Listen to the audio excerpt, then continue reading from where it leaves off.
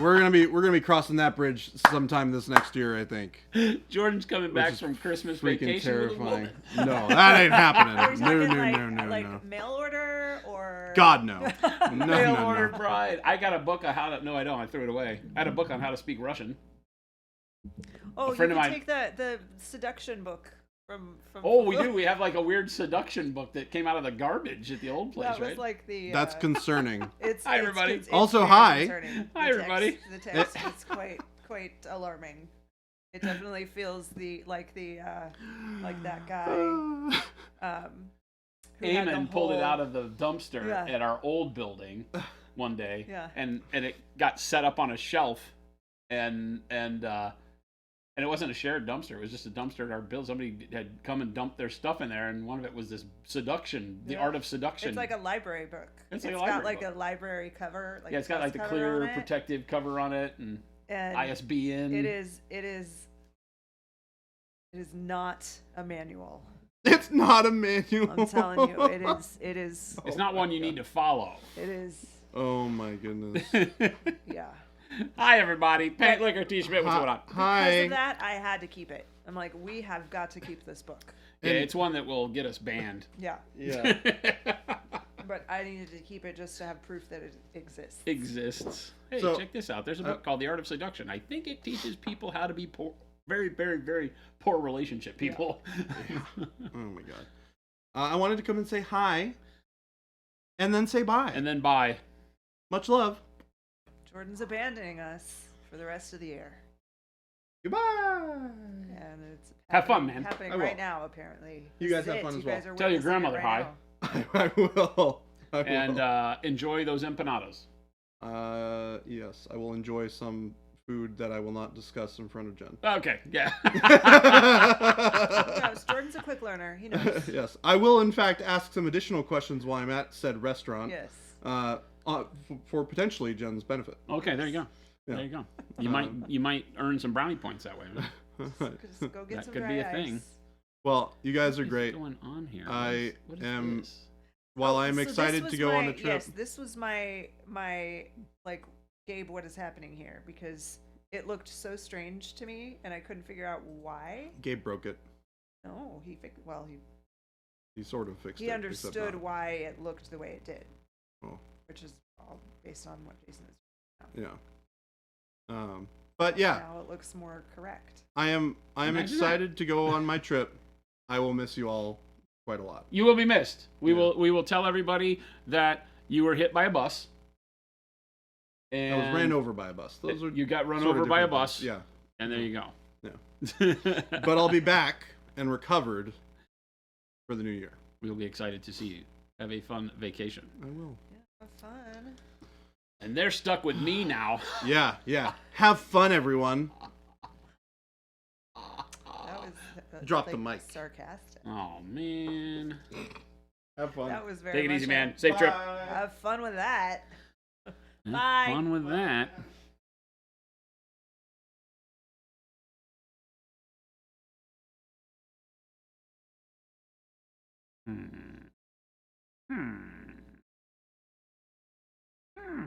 Baby Jay's going to get milk and cigarettes. He'll be back though. He Oh. said. I've heard this story before. Milk and cigarettes. Never gonna see him again. Bye, Dad. You felt like Gimli when you got your order today. You asked for 1 sticker, and they gave you 3. What?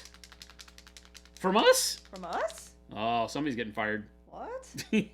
Were they all the same? Was it like 1 sticker 3 times because They're stuck they got together. stuck The stickers together? were stuck together, or did you get 3 different stickers? Are the elves feeling nice over there? All of them are different. Oh, well, look at that. Somebody's getting fired. What did you order? Did you write a nice note? You got 7, but you wanted to be humble. He asked for all the stickers. Oh, Maybe. you asked for all the stickers. Maybe he asked for all of them. Everybody's doing good. You're stuck with me. If you just joined us, you might have missed Jordan's farewell. Jordan's farewell. He said that he was sick of being mistreated by you people. Yeah, he said, I can't stand those in chat anymore. and that it's been real and it's been fun, but it ain't been real fun. Yeah. That's what he said. The note said, "I love you guys so much. Can I please have a sticker? Merry Christmas." They gave you all of them. Gotta train people to be less nice around here.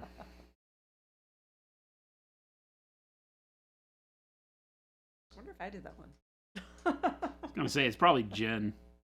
He's a sucker for nice customer Well, I'm just talk. thinking if you got it today, right? You got your order today, and then so that would have been shipped out last week. There was potentially a day or two when I was. What do you think we're made of? Stickers?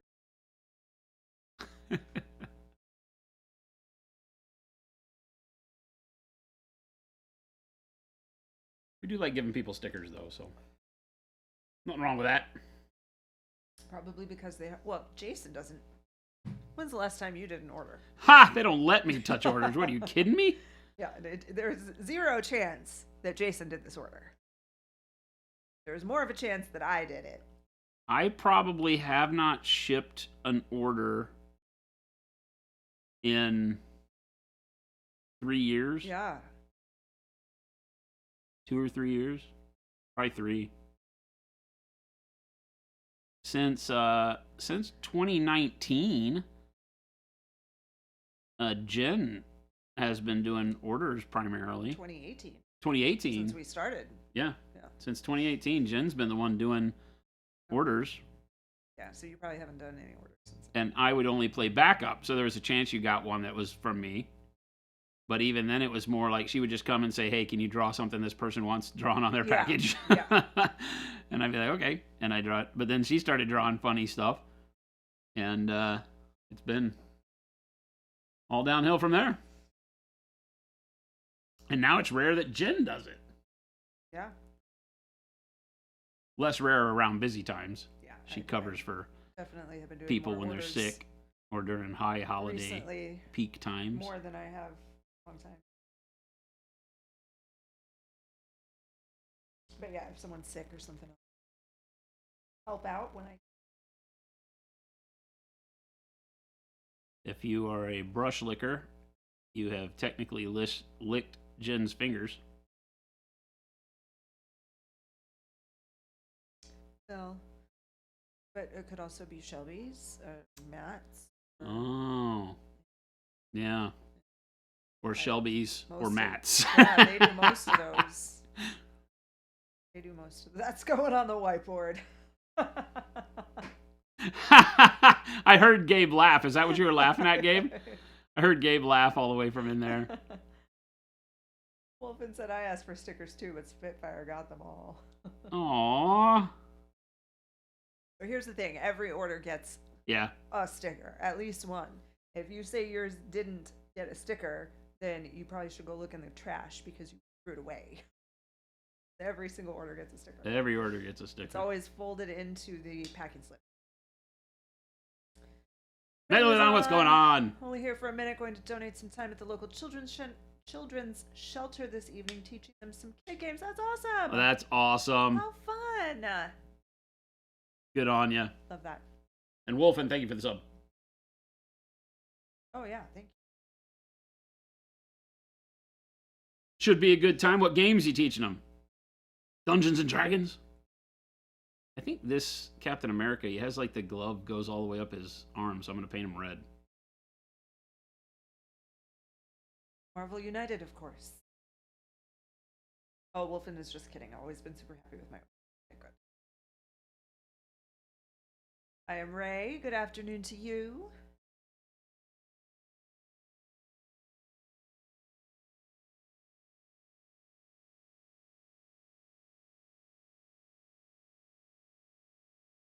My Captain America had red gloves up to like his elbows almost. So that's what this one's getting too. I don't even care what anybody says.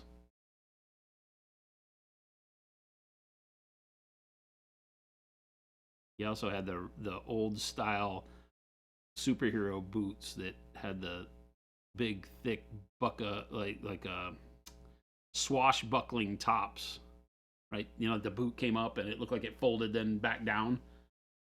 You know what I'm talking about? Yeah. Like pirate boots. He had like pirate boots.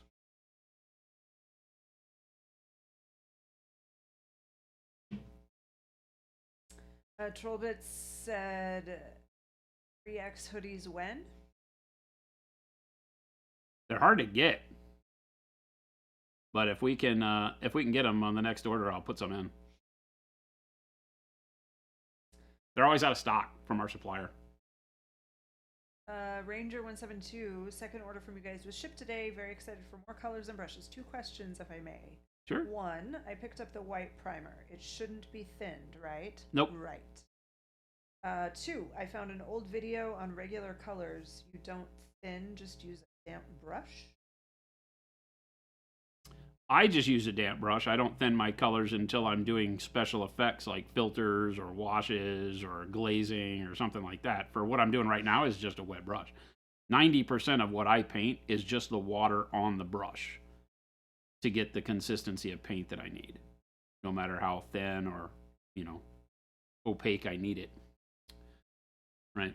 That keeps the paint on my palette always the same. If you thin your paint on the palette, then it's only good for whatever you've thinned it to. And you're always going to want to adjust opacity of the color you're painting with as you paint with it. There's rarely a time where you're like, the only thing I need this color for is this one deal, unless you're doing effects, right? Like you're glazing and you know you only need that color to glaze the eyeballs or something. But more times than not, like painting red gloves on Captain America here, I need this mahogany that I'm basing with to be thin sometimes, and thicker sometimes. You know, I want to let more of our, you know, greenish shadow show through, so I'll thin it out on the underneath side, but then I'll thicken it up on the top side where I don't want that. You know, so I'm varying that, but I'm only doing it by virtue of the moisture on the brush, rather than messing up the paint on the palette. The paint on the palette's always the same, right out of the bottle opacity. And then I just either if I want it very thin, I only wipe my brush maybe one time and then go get paint. So now I still have a lot of water on my brush, so it's going to be very thin. Or I'll wipe like I just did like 2 or 3 times, so that now when I go back over and get paint off of my palette, I know that this paint is going to be like it comes out of the bottle. It's going to be thicker. Make sense? You're not on. I think my camera got bumped or somebody messed my camera around. Still different. My comfortable painting spot is no longer my comfortable painting spot. Spitfire said, I don't thin my monument colors unless I'm doing something that requires them to be thinner. They're perfect for right from the pot. I don't even use a palette. I just dip the brush in the dropper nozzle. I'm a horrible hobbyist. There's nothing horrible about that. And it's resourceful. If it works for you, then it works. Built for efficiency, my man. Like, I ain't got time for putting paint out on a piece of thing that I'm going to just take it off of and put on the model. Just put it on the model. I mean, you could go one step further and just squirt the bottle out on the model. Yeah, there you go. Right? Cut the middleman out. Ranger said, yeah, my wet palette was messing with my orange color after a little bit. And Ranger, so Wolfen said, I use one of those glass palettes. That's what Jason uses. Yeah, so that's mine's what you're glass. Seeing that beautiful mess thing. Art. That's a glass palette.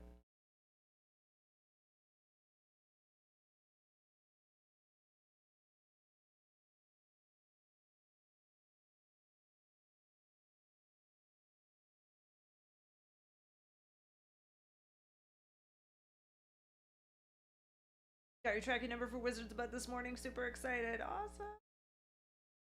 Was yours one that you had another order? Because I just put those in, and if they got those done, that's awesome. I know that we did. There were a few people who won who said, oh, I have another order in. You can just send it with that. So those went out.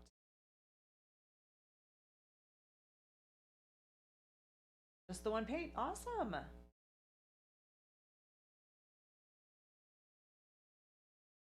First ever Wizards Bud. Yeah. In the wild. Just about all of the Wizards Bud orders. Yeah, almost all of the orders are in. I put most of them in yesterday. The texture trainer ones might be the only ones that aren't. I put them in just so that they could get set up, but they might not be mailed. You just did a custom product? Yeah. Okay. Yeah.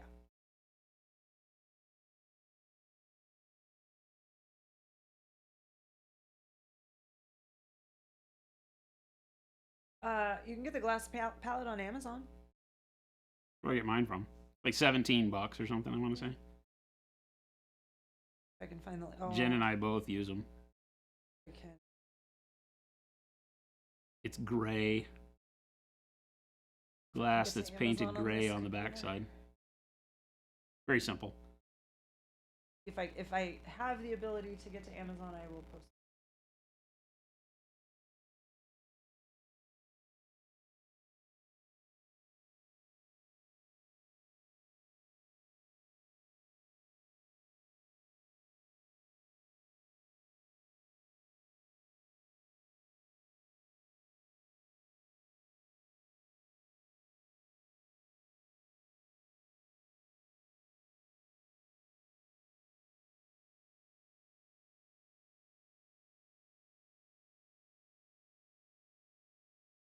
Sharing this.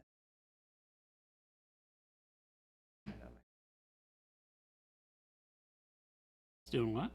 It's requiring the. Oh, Amazon? Yeah.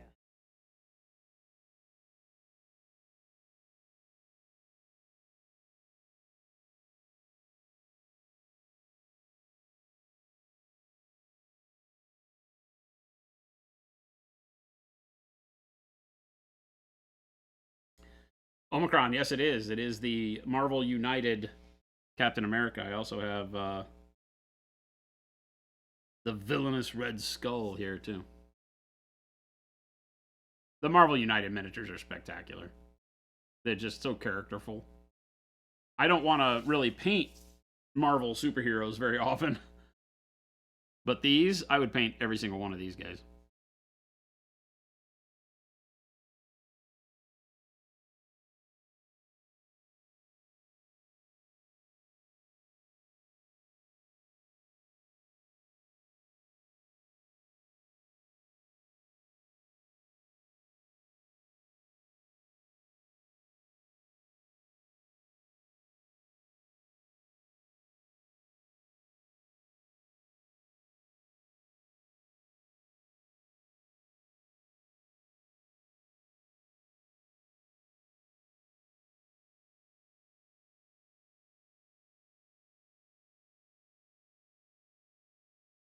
These are some of the Marvel United models that Megalodon Jaws from Simon sent us. And a big, huge, freaking care package.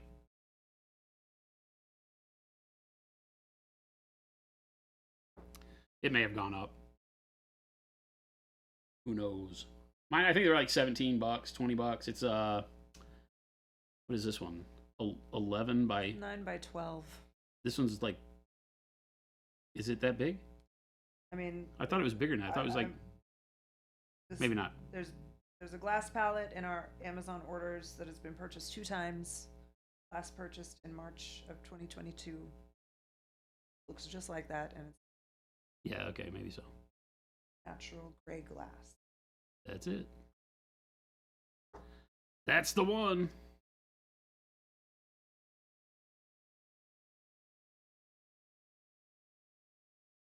I've seen people go and take frames, like picture frame glass,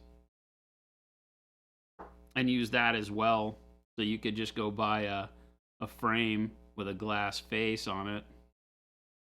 Got to be careful because that may be more prone to breaking.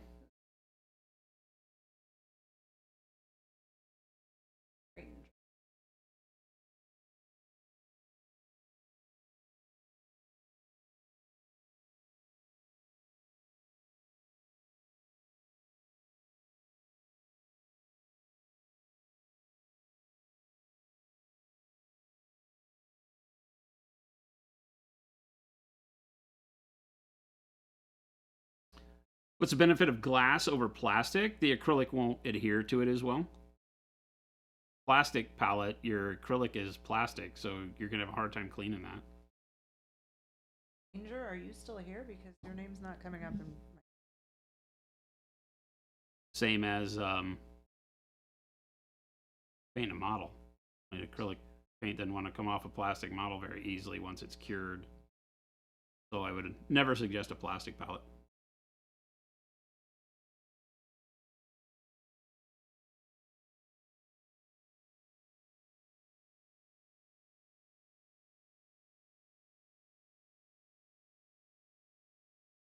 Huh? What are you over there mumbling? I'm just mumbling to myself. Sorry, I'm trying. Oh, okay, you got it. Well, there. As long as you can see it, that's all that matters. What are you over there mumbling about?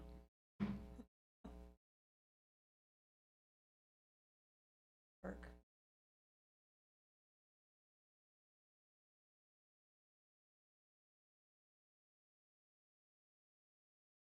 I don't know if that link worked.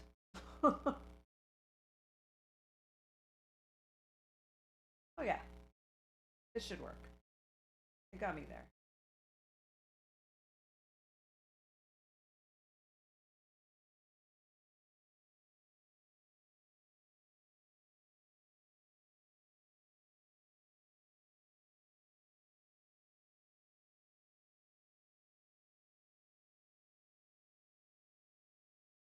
We had our Monument Hobbies outside of stream Christmas party last night, We did. which was pretty great. Our company Christmas party. Yep. Had a nice dinner. That's a good conversation, fun little activities. Yeah, dinner was awesome. Yeah, dinner was really great. Slavic said, looking at your palette, Jason, are they really that easy to clean? Yeah. That's why I don't care that it looks like this. I just go soak it. We have a 5-gallon bucket in the back in production, and it just has, it may not be there right now, but we have a bucket back there that has simple green in it and water, and you just go set it in that bucket overnight, and when you come in the morning, all the paint sloughs right off. I may have to get, worst case scenario, we've got a paint scraper thing, and I may have to get the scraper and give it a little shove, but the paint comes right off. Even when it's in thick chunks. We've given away the chunks, because it sometimes comes off the palette in like one big, huge piece. Estrella, you can definitely use a wet palette with Pro Acryl. Jordan does. Yep. I just don't like wet palettes. They're not for me. I don't like messing with them. So The question I think earlier someone asked was that is it meant to what was the question? Is it meant to keep it? Yeah, here we go. Oh, from Estrella. I've always used a dry palette, just recently got back into painting, got a red fern wet palette, but does the wet palette thin down the paint or just keep it moist, as it were? the wet palette should not thin your paints. If your wet palette is thinning your paints, you have too much water on it, and it can cause problems with your paints. Because our paints are already of a lighter weight and feel thinner, even though they're not thin, they're very opaque right out of the bottle. If you put them on a super wet palette, you can wind up with them being overly thin, and then when you go to use them, they are like glazes, which is great if that's what you're doing, but if you're just base coating, you're going to fight with your paint a lot. So the object of a wet palette is not to thin your paints. The object of a wet palette is to replace water that evaporates out of the paint with new water from underneath the palette paper. It's applied via the sponge and such. So it's not exact science. It's not a great technology, but it can be really, really good once you get the hang of it. Because it can keep mixes that you do custom while painting. It can keep those active longer. It's not going to work miracles. It's still acrylic paint, so it's always, no matter if it's sitting on a wet palette or not, it's still evaporating. And James Syram, yes, a glass palette. That's what Jason uses. Mess of paint blobs next to Jason that you see on the screen. That's All his, this. That's his palette. Yeah. So It's just a big chunk of glass. Big dirty piece of glass with a huge mound of paint. You can see how thick my paint is.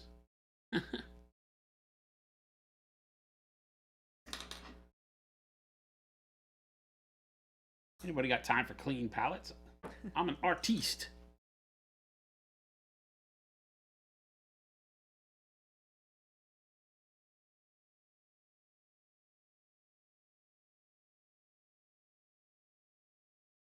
You stopped using it was more of a hassle than I want. Omicron, that's same for me, especially in dry climates. In California, using a wet palette worked a little bit better. By the time I was traveling around, I could notice that it varied intensely from locale to locale. And by the time I got to Colorado, it was impossible. And then I reached Arizona and I didn't even have one anymore. Or I have one, but I very rarely pull it out. On stream, and like originally when we first started streaming and people would ask, I would bust the wet palette out and show them. And that was back before anybody in our industry made one. They were just the Masters, or Masterson. The only place you get a wet palette was in some rando section of Hobby Lobby. Because believe it or not, nobody uses them in the art world. When I say nobody, not to offend the people that do, nobody in context of, enough people to have that be a big product. You won't find a whole lot of people. And generally, they're like watercolor people, gouache painters. Because you can use it for paste watercolors, and it does a great job of keeping them moist. Where they make the watercolors that, come in a paste anyway. That it does really great with. But it's not really very good at being for liquid acrylics, especially. Paste acrylics it does a lot better with than liquid acrylics. Spitfire and Wolfen are mentioning silicone palettes. Yeah. Iced Fishin said, I use an ultrasonic humidifier next to my paint palette. I like it better than a wet palette. Yeah. All kinds of different gadgets. If you're a gadget person, go for it. Just paint, though. Like, it's acrylic paint. Stop putting out so much paint on your palette. Get used to painting with less paint on your palette, and you'll have a much better life. Because you won't spend all that time being frustrated with messing around with tools and things like that. You'll just be putting paint on models.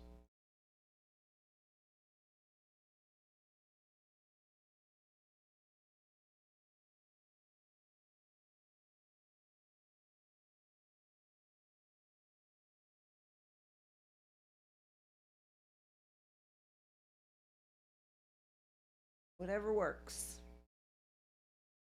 Works for you, it's the right tool. You got it. That is also the truth. No matter what everybody else does. But don't feel pressured. Yeah.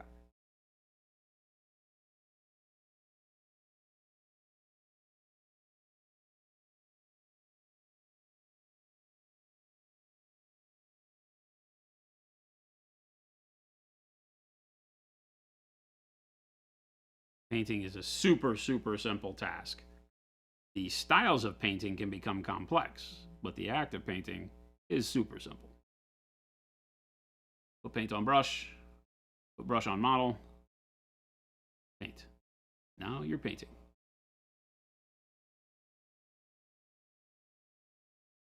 And I'm a very lazy, simple painter, so I follow as closely to, if I could just tilt the bottle over and put the paint directly on the brush, I would.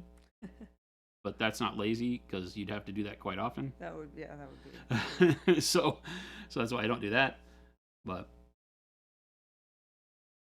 Spitfire said, do whatever you want, unless that includes putting cat ears on Space Marines. And that's a quote from the guy that introduced me to 40K. I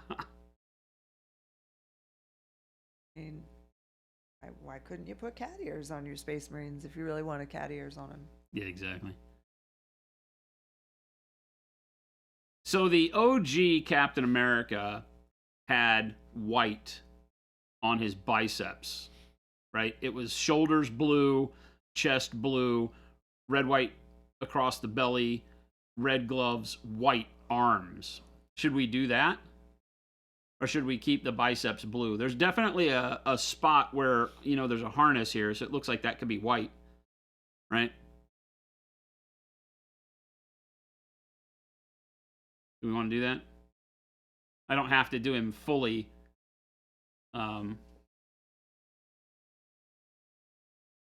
in-game style, so I think that's what we'll do.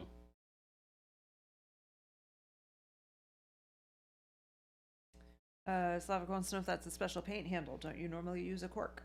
I normally use a cork. This is the one that has the small head on it, though. It has a really narrow head, so this is what I painted Percival on. So small models like this, and they're not really that small. Technically they're like Space Marines, but anything of that size, I like this one. Most of the models that I paint, though, are much larger, right? We paint, 75 millimeter and style like that, so I really like the bigger handle. And I prefer the bigger handle regardless, but this one just happens to have the small head on it, so it's what gets used.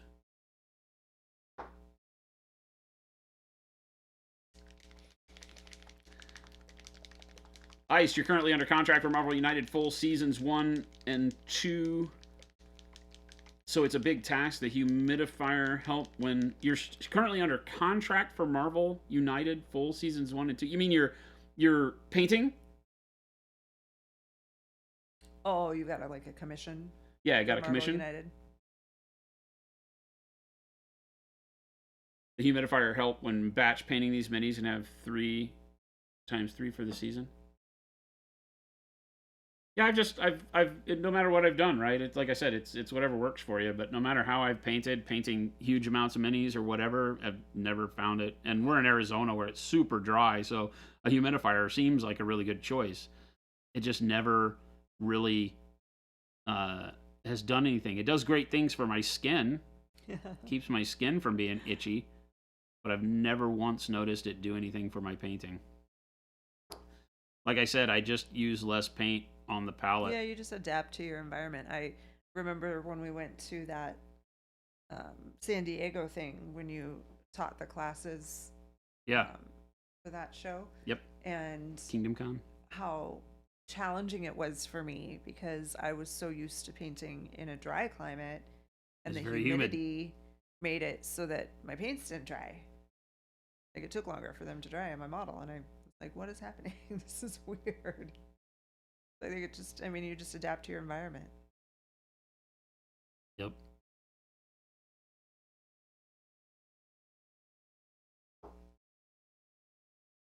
Yeah, because the tools we use also are adapting, right? They're just being affected by the environment completely different. James Syram, I don't believe he's ever played Humblewood, no. Have you ever played the game for Percival? Nah. No.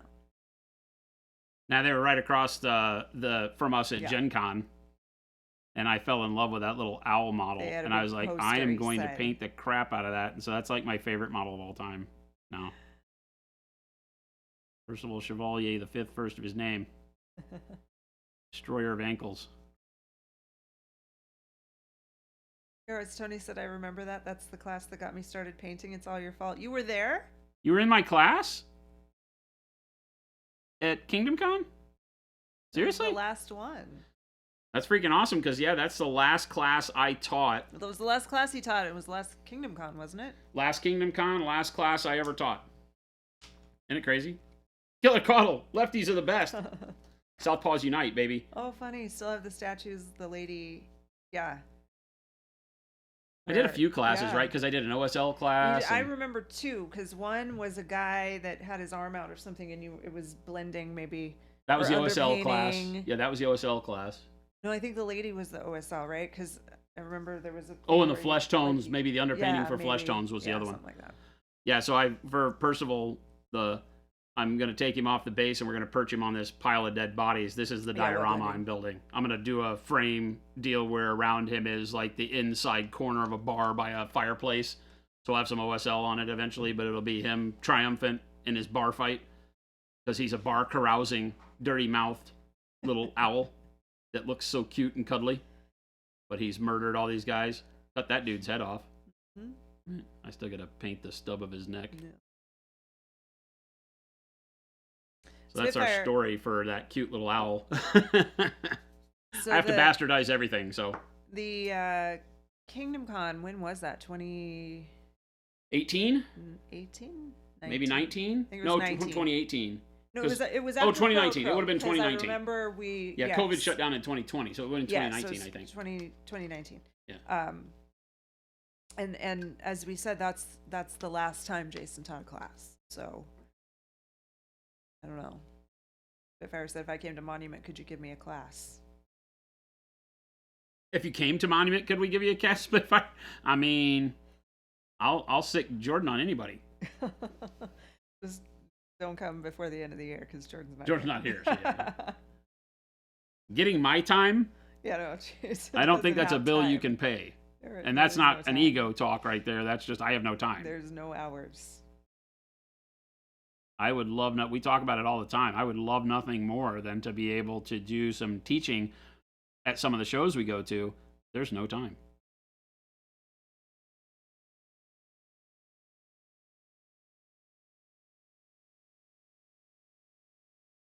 But it's still something that we're working towards. It looks like this year will be the first year where Jen and I can just kind of come to the shows for a couple of days and not have to be there the whole time. We've got a show crew that is really good. Got a great group of people here. Anyway, you've met most of them as they come through the stream. But yeah, we've got plans for the show.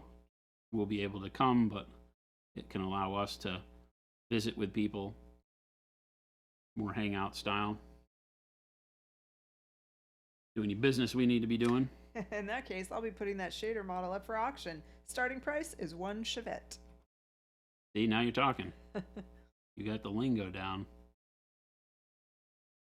Funny, I saw, or maybe it was somebody sent me one. It's random. Every now and then people will send me in Facebook Messenger Chevettes in the car trader in their area. Oh, funny. And because, they probably don't turn up all the time.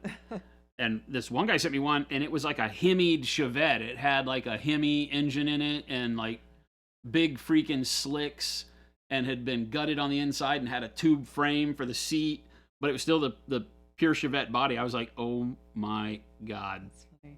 That reminds me. I need a Chevette race car. Was driving, when I was driving, must have been going home from work or something. And I had to take a picture of it. And I just forgot about it until just now. It was a Prius on like big, huge wheels. 4x4. Yeah. And it's probably like that Tesla thing we saw the other night where they put the 454 in the Tesla. They made it a gas powered car. Oh no, they put the Ferrari V12 in it. But it has a Papa John's delivery thing on top. Oh, that's the car. even better. Yeah. Pretty crazy. That's even better. There was a guy who went along the same commute route I did in California who had a Lincoln Continental, the old big boat police car looking one that kind of had the round edge. It was like a grandma car. And he had it converted over to compressed natural gas, CNG. Wow. And so it was at the time where I got my Prius, right?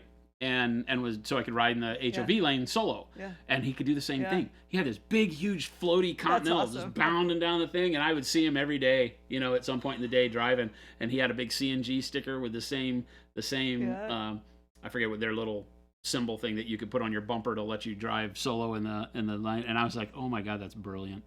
If I'd have known that was a thing, I would have done that to my truck.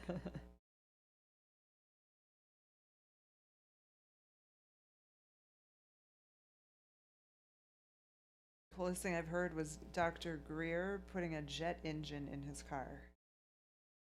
I don't know who Dr. Me neither. The color of Captain America's stomach and the color of the work surface, it looked like Cap had a hole through his stomach. Oh. Because he was painting some like gray on the other side, I think, yeah. The first layer.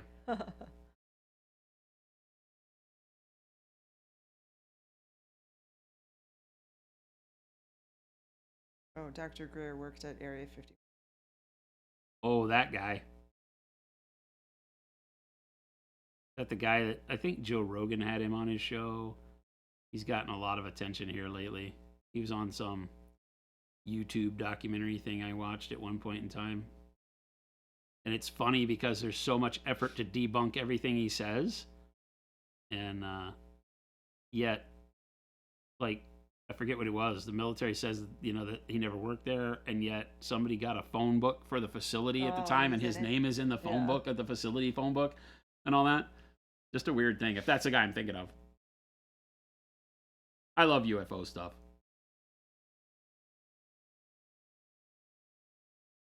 I really like this miniature. He's fun. It is the same guy? Yeah.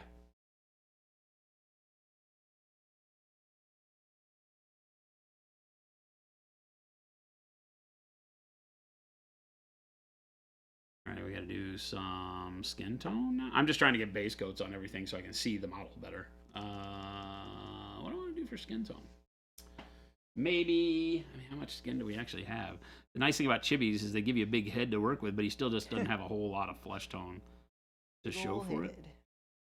I think I'll probably just do dark flesh and then shadow flesh and tan flesh. Dark flesh. Lazar. Bob, is it Bob Lazar or something like that? Panic Bomb? Bob Lazar. That sounds more familiar to me.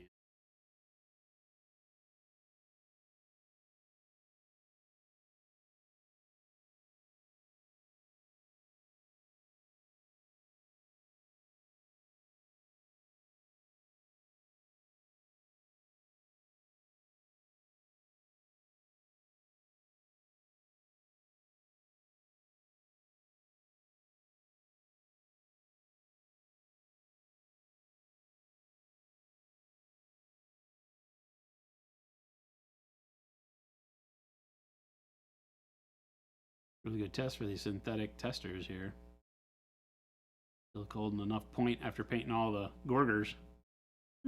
Get me really good details, and I'm having to kind of, fine line this to get around all the mask stuff and all that. He's got a button nose, like the Christmas cartoon or Christmas stop animation.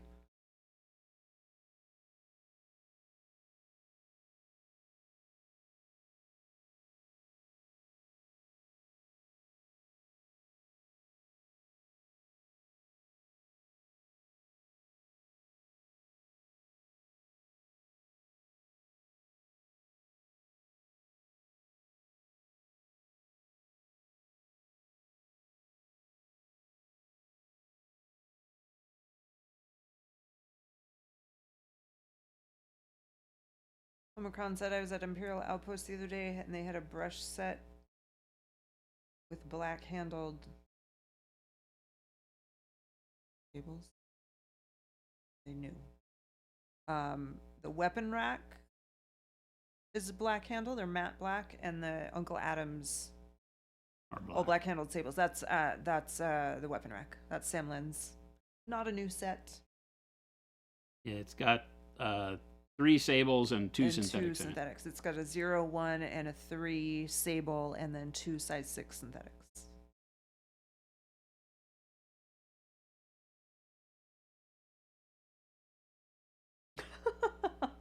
Did we send Sam some sets here recently? Yeah. Okay, good. Oh, I didn't know I was supposed to. Until Jordan said, did you send Sam any brushes? I'm like, did anyone tell me to send him brushes? Then no, I did not. Until someone told me to.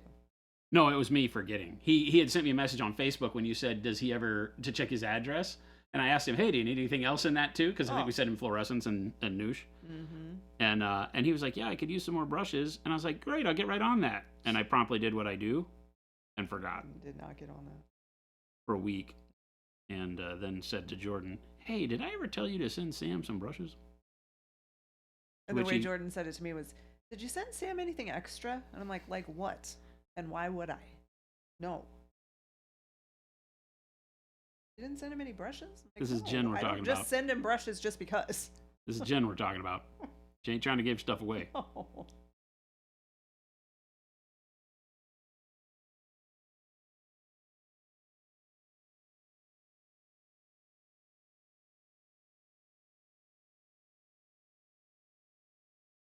And game delay, that's great, but I'm not singing it. I don't know if I said that already, but I'll say it again because no one wants to hear me sing. She's a great singer. She has a fantastic voice. She is loud and proud when I'm alone in my car. She is like a perfect simulacrum of like Liza Minnelli. Who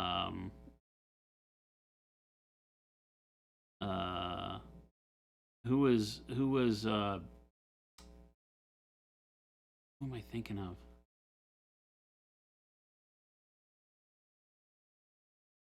Who was the first oh god, I'm horrible with pop culture. I'm gonna shut up now. Well, now I have to figure it out.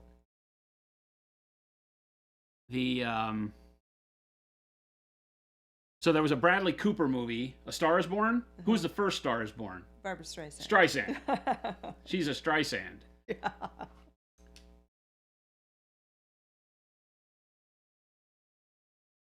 But she's also very shy about it, so. How's the sales gone in regards to Noosh? Very well. Incredible. Stuff seems to be the hot commodity right now. Yeah, hopefully. It is our fastest selling paint product of all time. Yeah. And that's saying something. And that's really. We have it in stock right now. Yeah, we had like 400 more bottles of it this morning, but I told everybody they'll be gone in a day or so because we were already through. You know, a tremendous amount of what we entered in was gone before I even looked at stock this morning. And it's been great because we figured on that one, and I've said it a bunch, is that I felt like it was a product that would need a lot more training, a lot more videos and things like that, so that people felt comfortable with what it actually was, because it's such a new, crazy thing. So the fact that we've sold so many is great. We will be out of stock for a while because we've eaten through all of the latest batch of raw material, and the factory's shut down for the holidays, so we can't get any more until the beginning of January. So it'll be out for a few more weeks after this batch is gone. Mechanic Games, well, I just did a thing and ordered the base set, metallic set, and expansions 1, 3, and 4. Awesome. Thank you. That's awesome. Is this your first venture into I was going to say, it sounds like your first step into Pro singles here, 1s and 2s every, of some specific colors. Mo. Hi. He's like, Mo. Hi. Lunchbox Superhero. It was sold out when my parents asked me what I wanted for Christmas, so I assume it's going well. Yep, it's back in stock now, but yeah, it sold out within. But at this point, orders are not going to be received by Christmas time. Well, I guess not, huh? No. Christmas is Monday, right? And what's today, Wednesday? This is Monday. Ooh, boy. Yeah, unless you live across town. Yeah. Possibly in, like, Orange County, California. Panic Bomb said, I'd been watching you guys use it for months. I was ready for it. JJ McAllister just received my paint set. Looking forward to trying the paints over the holidays. Thanks, and happy holidays from New Zealand. That's awesome. Happy holidays. Thank you.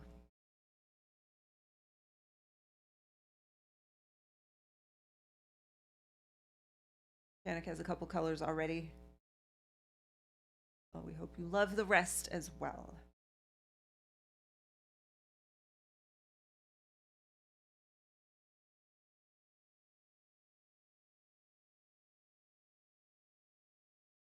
I mean, it's not out of stock on our website, so... What's that? Noosh? Phoenix Mercer said, now selling Noosh for $100 USD. Silly. Wait a week. Then repost that. Yeah, there's a lot of people out there that until I think they get their hands on it, see somebody that they, are comfortable with as a tutorial, really go over it in depth. It's going to take a minute for it to seed in 100%, but if how it's selling right now is any indication, We already have a lot of people really digging it, and we've been seeing some really cool models. I was talking about how I was scrolling through Instagram one morning. I saw Lila Mev's Marine, and I just happened to tag it and say, oh, that's a really cool looking Marine. Before I even, because when I'm on social media, I'm just clicking like on cool models. I don't really, it's not that I don't care about the content. I just don't really care as much about who did it or, you know, what paint it's made with or whatever. Obviously, we go through and we check all the stuff that tags Monument Hobbies as well. But this is before I got to the office and was doing that. And so I just earmarked that picture because I was like, oh, that's a really cool color scheme. And that turned out really good. And then I just scrolled down and it was Lila talking about how she had used Noosh for the first time. And I was like, oh, holy hell. I had to go back and look at the picture. I was like, oh, that's good. And she did a very like kind of non-traditional, not the way I would have thought of using the product 100% to get there, which was interesting to watch her video and fun. Black Wolf, is it this one he's talking about from Lila Mev?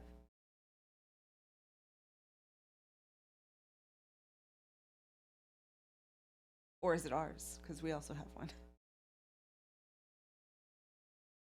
Yeah, the best Noosh video out there right now is still my Dreadnought video.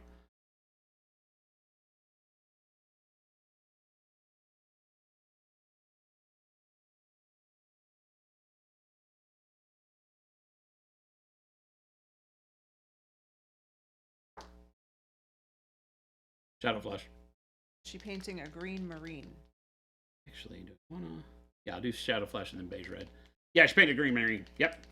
Oh, Empty Wallets has a Noosh video as well? Who does? Empty Wallets? Oh, yeah. Oh, I didn't know that. Yeah, they did a funny one where he basically, you know, nooshed his big, huge Stompa model. Oh. But it was not as much of a tutorial one. It was more of just a fun. Yeah. He and Gabe having fun. Was Lila Mev's a tutorial? Yeah. Okay. Well, it was a review. Review. Where she went through her learning process with it. Mm-hmm. And it was just that she took some steps that I would not have traditionally thought of for the product that it is.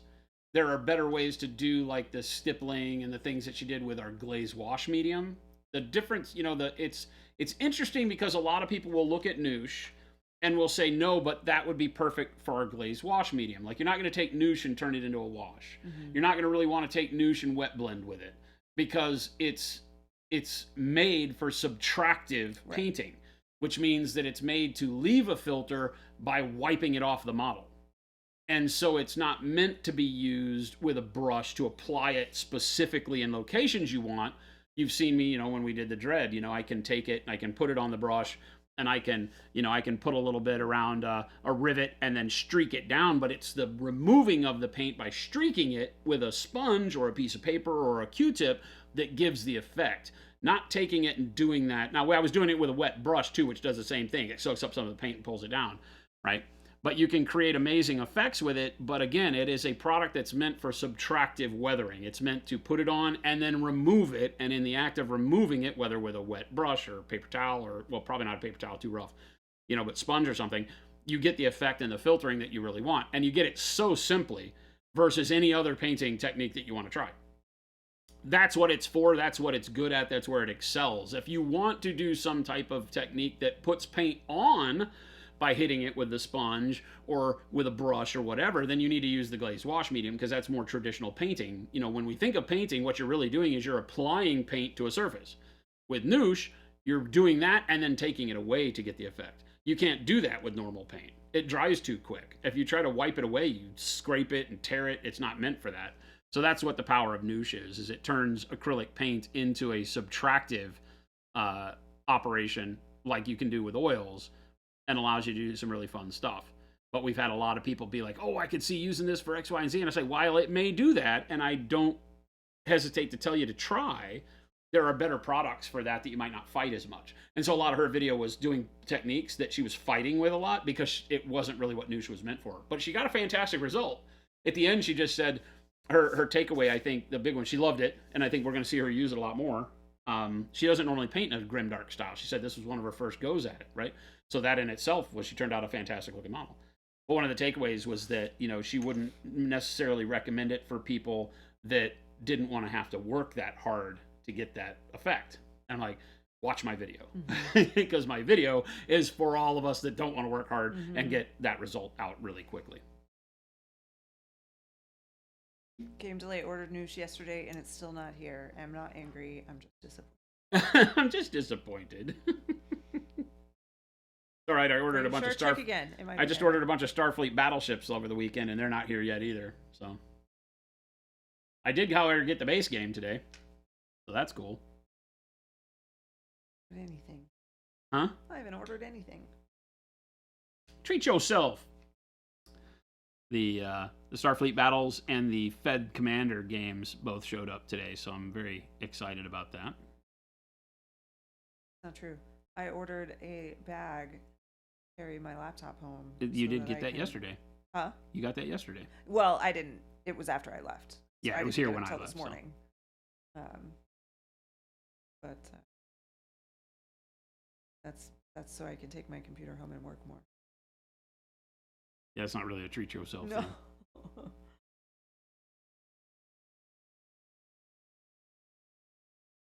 Killer Coddle. Someone, your spouse, partner, maybe, doesn't like us. Sort of got out of control ordering new paints.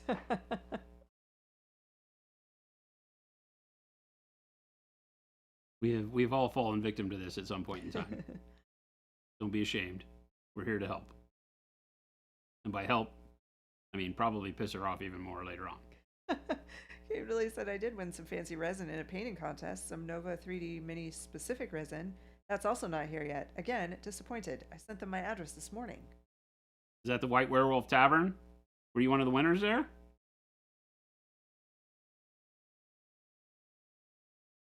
Yep.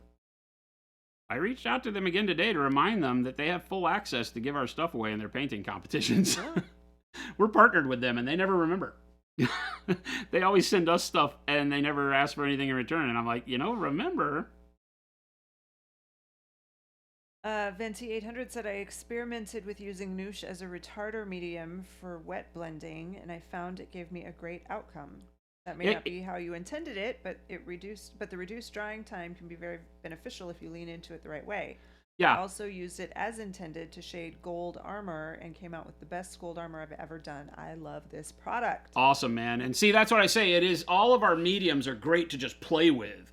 If you liked it for wet blending, try the glaze wash medium, because the glaze wash medium is built for that. It's meant specifically for extending the dry time to allow washes and glazes to be easier to maintain while still keeping the viscosity of the paint like paint.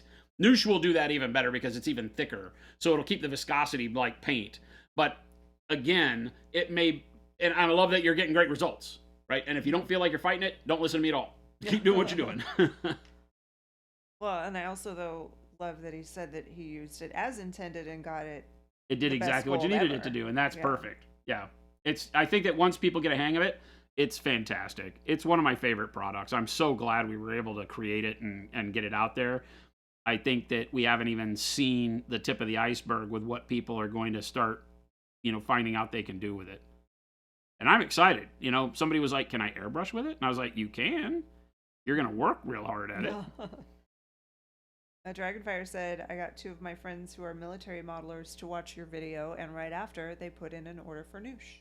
See? And that's a big compliment, because scale modelers have been doing this for a long time with oils. And being able to see a product that doesn't require turpentine and dirty cleanup and long dry times, because as a scale modeler, the biggest problem I always had is that I want to paint more when I get something that looks good on a model. It gets me excited. Yeah. I don't want to have to stop my hobbying when I make something look cool. Mm-hmm. Oils make you stop your hobbying in order to keep going, Yeah. right? Or move to another part or whatever. And I like to go with that flow, go with that energy and that excitement. And acrylics, that's why they're so great. You can paint something and get a real good look and then paint right over it, blend it again, keep working on it, all that. And that's what Noosh allows you to do. Black Wolf said, I need to get out of my painting funk. It can be rough to be in a funk, because then you go back to it and feel like you don't know what you're doing. I'm speaking from experience here. Jen does that. And mine's not a funk, it's just that I don't have time. Yeah.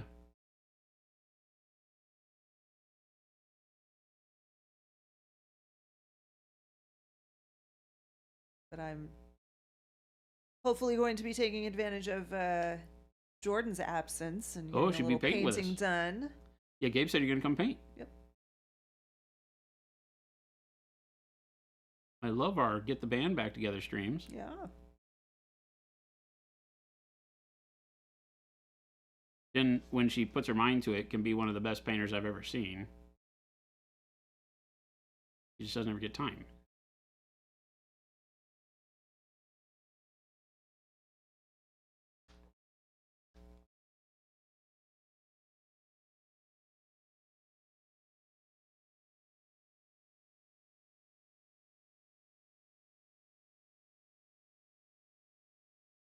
Nothing works out right, Black Wolf? What do you mean, like in your schedule or with your projects, it's not working the way you want?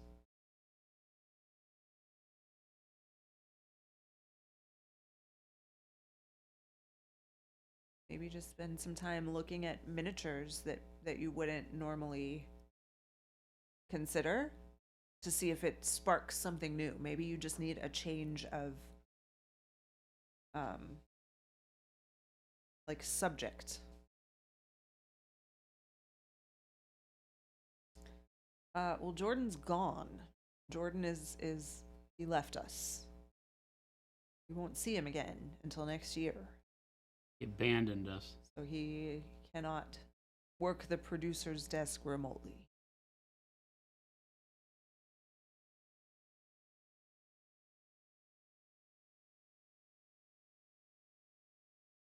But before Jordan was here, yes, that was my spot.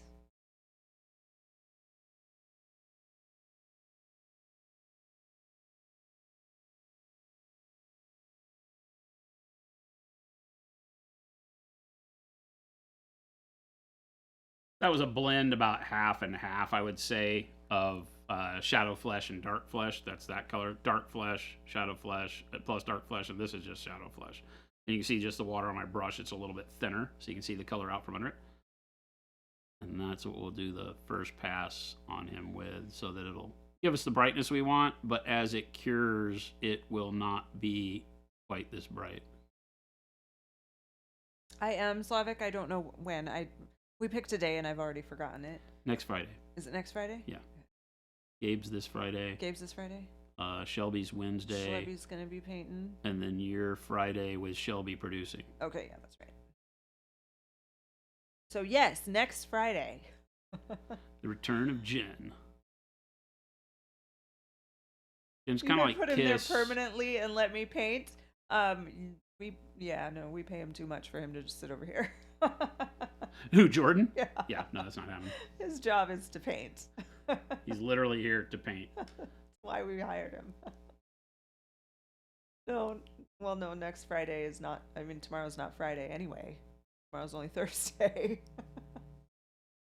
But no, next Friday. This Friday is in 2 days from now is Jabe. Jen will be producing. I'll be sitting here every day still. It has been awesome having you back involved in the stream so regularly, though. We were without a Jen for a long time. Long time. Yards, Tony, you can do it. Said, I wonder if I can do the December challenge in the 3 days I'll have this week to do anything that isn't work or family related. Yeah. Speed paint. Double challenge.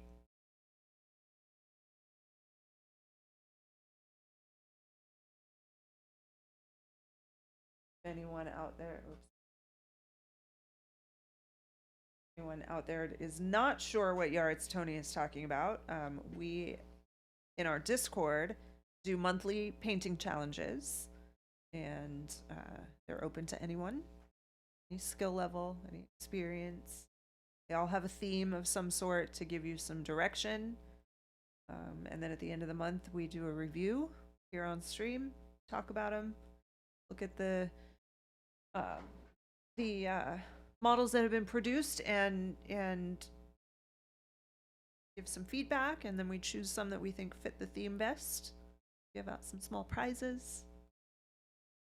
Lots of fun.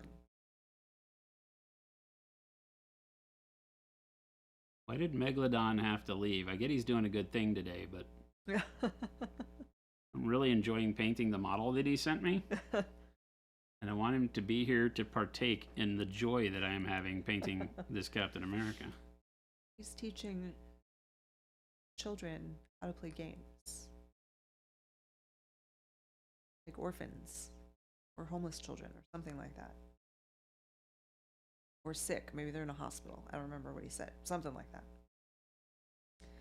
Game Delay said, I get the impression that a lot of people value A, family, and B, sleep more than I do. Ghost Hunter said there are 24 usable hours in every day for painting. This is also true. Not all of them are as conducive to painting as the others, but...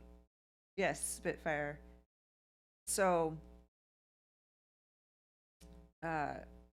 we actually had a sticker for this because Malev came up with this whole little system of, after squeezing the paint out, he would smack the bottle on his desktop. Let it sit for a minute before he closed the... before he twisted the dropper top closed. Does the sticker say smack here? Yeah. It's a target? Mm-hmm. I remember making that one. But you could probably just let it sit for a minute until it just naturally went back down.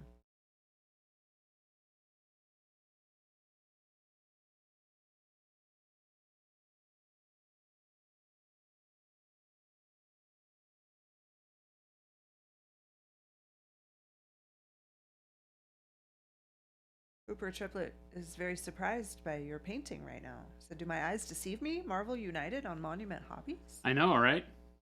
Isn't this though? Didn't you do We did Thanos a long time ago, right? This is the only other one I've ever painted. What was the guy with like the gigantic head? Oh, no, he's from MCP, the other game. Oh, okay. The Atomic Mass version. Gotcha. I've only ever painted Thanos.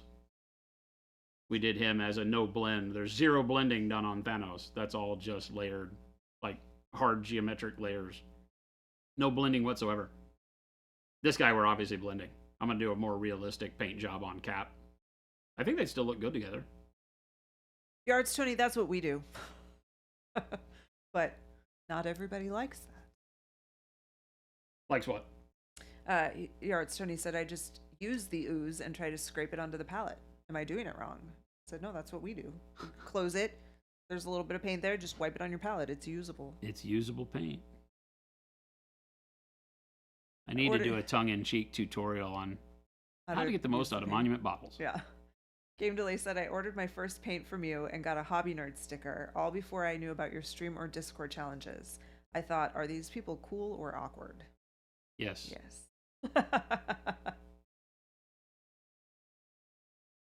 Scott Radum said, hey folks, I'm also painting some Marvel United. What a coinky-dink. Coinky-dink.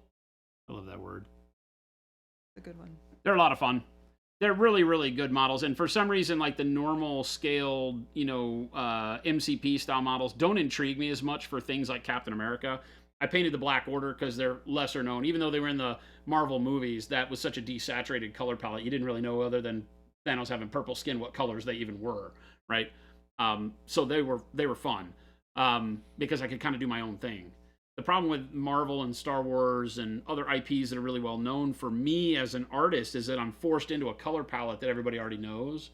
That may not be something I want to do at the time. I like being able to take a model and do whatever I want to with it. It's like, let's just create and let color happen is the way that I paint, so that I don't have to make decisions at the beginning, and those decisions aren't made for me. I get to make them as they go, and color grows as I slop it on models, and we get really cool results. That's just how I paint. It's how I've done it for years and years and years.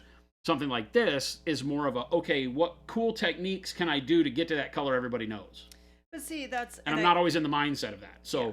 It has to be something like this, where the model has enough character because it's the chibi Captain America, yeah. that I don't really care what colors it is anymore. I'm just having fun painting the model. But see, I mean, and maybe Captain America is a little more limited because he's Captain America, and you kind of assume it's going to be red, white, and blue of some sort. But I don't know. I mean, it's yours. Like, you paint it however you want. Yeah, but And see, I know come from this people are- world, and so I there is no know. such thing as pink Spider-Man for me. Yeah. So Spider-Man has to be Spider-Man. And for me, it's classic Spider-Man is the only way to do Spider-Man. So when I see 2099 suit, I'm like, what heresy is this? I'm Yeah. like, Spider-Man doesn't look like this. So I'm locked in because this is my childhood. So it's I'm you. dealing It's with. not other people. It's like sacred cow stuff. Yeah. Yeah, it's just me. Yeah. Yeah, just for me. Punisher said the one with the big head was Galactus, and Jason said he wants to paint him next. No, wrong. It was MODOK. And I did not ever say I wanted to paint that Galactus. I think I remember myself saying, hell no, I'm never painting that. Or the huge Cthulhu he sent us. My God, Which man. it's out there on the case The display by case. the front door, and it just is like, which is what I wanted. I'm like, we got to put it right there, like, or put it somewhere where people can see it. People would because come it's in so and be like, massive. what the hell is Yeah. that? I love it. I was like, oh, that's Cthulhu. That's one of the Cthulhu Death May Die models, and it's like larger than your child. Mechanical organism designed only for killing. I remember this. I would not have been able to recite it without seeing it, but now that I see it, I remember.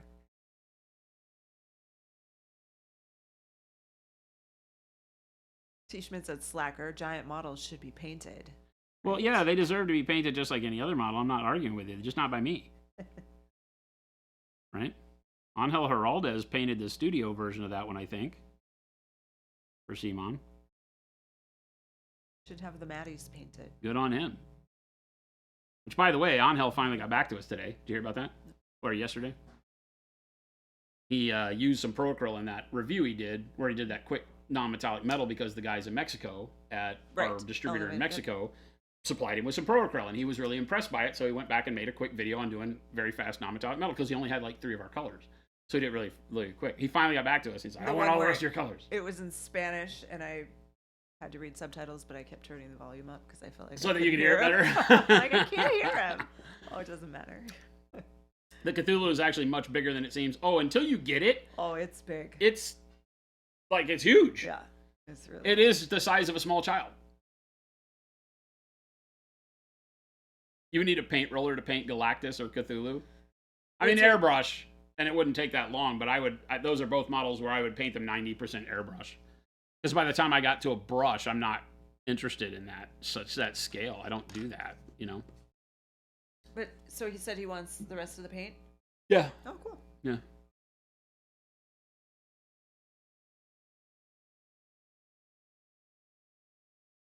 Picked up the transparents, thinned with water. They work super great. The transparents are awesome, Scott. Glad you like them. They are super versatile. Some of the most versatile, if not the most versatile paints we make. Because you can mix them in with any other color to add punch to any of the opaque colors. They still dry matte. They're single pigment, so they give really, really vibrant. You know, it's why we didn't do fluorescence for so long, because in most cases we don't care about glow in the dark, you know, or fluorescing, as it were, under UV. That doesn't matter to me. I don't care. And we can get almost the same punch by doing our transparents over a white base.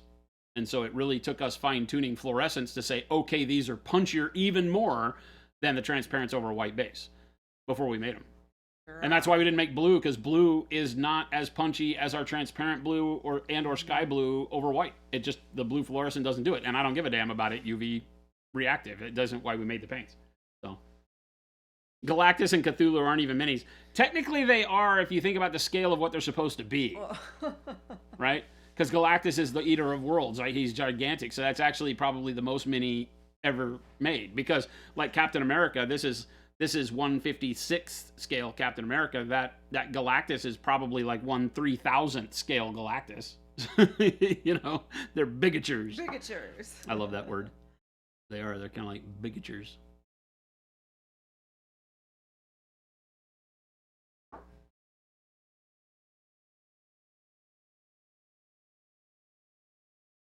You would thin some transparent blue and glaze over the blue on your cap for some extra saturation.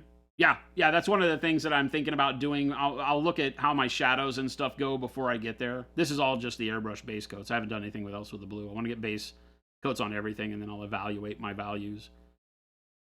Try to figure out where we go next.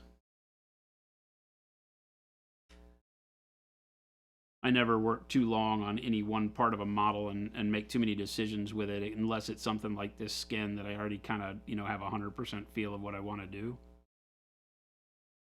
Let it all evolve on the model as you go.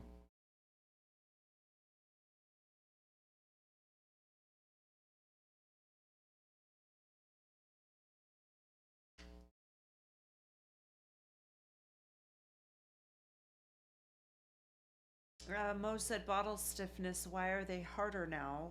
Done on purpose or something with the bottle people? We had a round of bottles that were a little stiffer than they were supposed to be, right? And by the time we caught it, I don't know how much paint is out there, but we are adjusting that in the next round of bottles. It's something we all have to deal with on that round. We can't throw them away. Fisher said, all I wanted was to see a Galactus painted by Slow Fuse. Guess I'll just be depressed on Christmas instead. Yeah, pretty much. On your deathbed, you'll be talking about, you know what? Life was good except that damn Slow Fuse guy never painted that Galactus. I'll be over here sniggering. I'll be like, I painted it and I never showed anyone.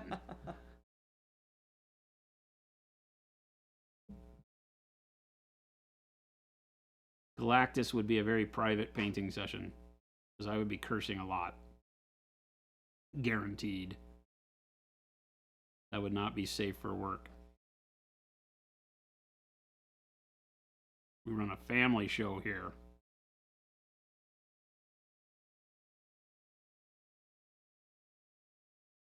Anything around this mask is kind of like playing Operation.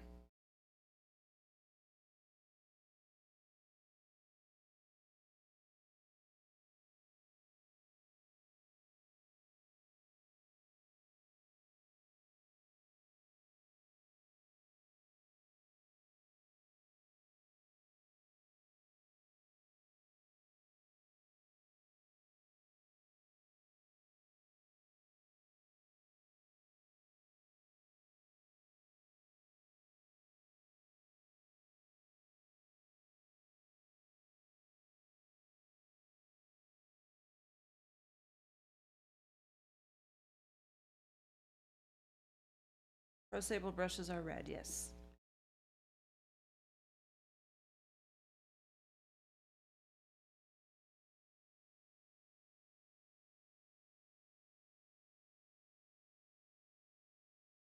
Yeah, the only ones that aren't are the ones in Sam's set, like we talked about before. Matte black and Sam's, same brushes.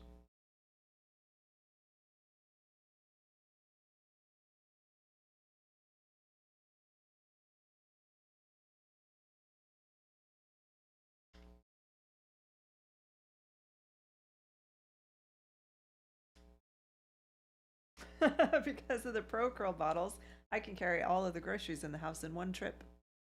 There you go. Radom said my bottles are super stiff. Luckily, my massive upper body strength and Herculean grip strength make it no problem. I don't know what happened there.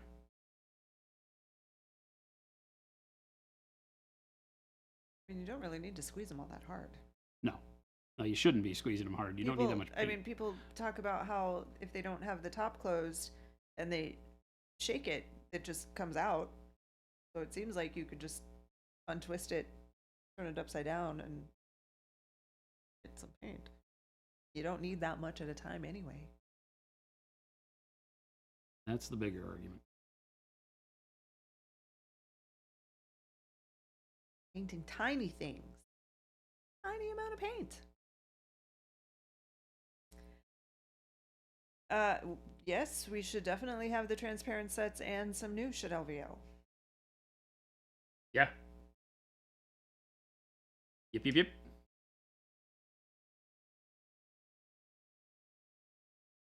Always take the full paint rack. We always take the most popular products. So, we've got stock of something. It'll be there.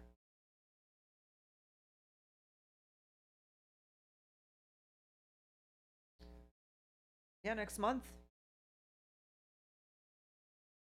That's crazy. I don't even want to be thinking about that. Going. So not to think about No, I still got to plan it. Doesn't absolve me of my duties. Oh, you should let her figure it out. And I do have to go for one day. I got to go meet with Ben, remember? Oh, that's right.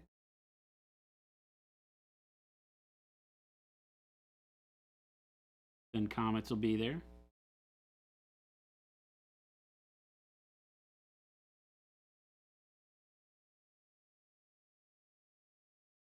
All right. All right. I think I'm going to move to beige red for my highlight, my first highlight. I'm not going to jump straight to tan flesh. I'm really liking the flesh buildup. Bringing any of your minis, painted ones or unpainted, because we will hopefully have the texture trainers at LVO, right? So this should be on the market and selling on the website and such by LVO, so these will be available. I don't know if we'll have the other renditions of the texture trainers out by then, but at least this one will be. Omicron, yeah, we have we've added a second piece. It's an attachment. Yeah, Scott. She'll be there. Cash bucks. Cash bucks. Cash American money. So yeah, we only take Canadian loons. The extension of our existing rack holds like the signature colors and the base and textures and things like that. 4, James. We hope to have 4. I hope that I just found a good character artist today. I'm waiting for her to get back to me, and if that's the case, we're going to start working with her as soon as we can.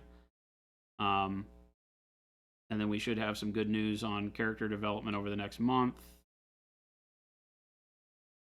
And be able to start working on the new ones and getting them into sculpting. Our sculptor can't get to them until February at this point. But I've already got him lined out and ready. We just now have to get all the character design done. Ghost Hunter, we don't have to decide that. The people decide that. Most popular ones are the ones that sell the most. What do you mean? Ghost Hunter said the most popular, because I said we definitely bring the most popular products to the shows. Oh, yeah. And Ghost Hunter said the most popular products, tell me how you pick your favorite children. I said, well, we don't pick. You do. You guys determine what's most popular. Yeah, you guys do. Hooper Triplet said, is the texture trainer part of the training video series you've mentioned previously? Yes.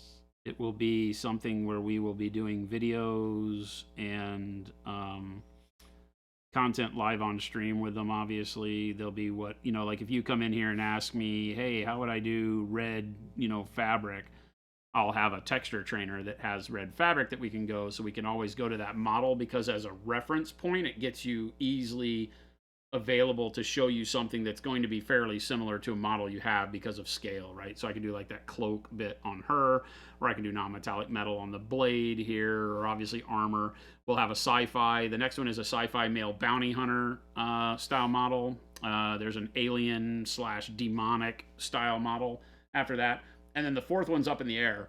I'm playing around with something that might be undead to enter in some bone kind of stuff into it and textures. But the idea of them is not really to create a bunch of characters. The idea is to give you really good practice models that have textures, and that each one of them is unique enough and gives you a different focus.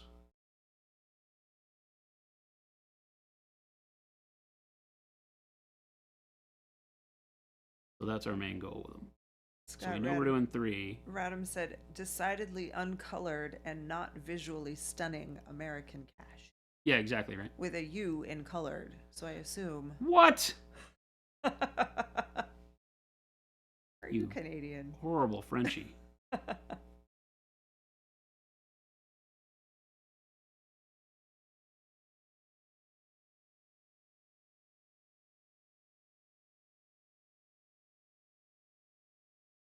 James Syram said, I really like the concept. I still consider myself a noob in painting, so being able to try stuff on them are intriguing. I have a couple of prints, that I play around with, but I never seem to be able to do everything that I want on the minis without just without just printing out several of the one I'm working on.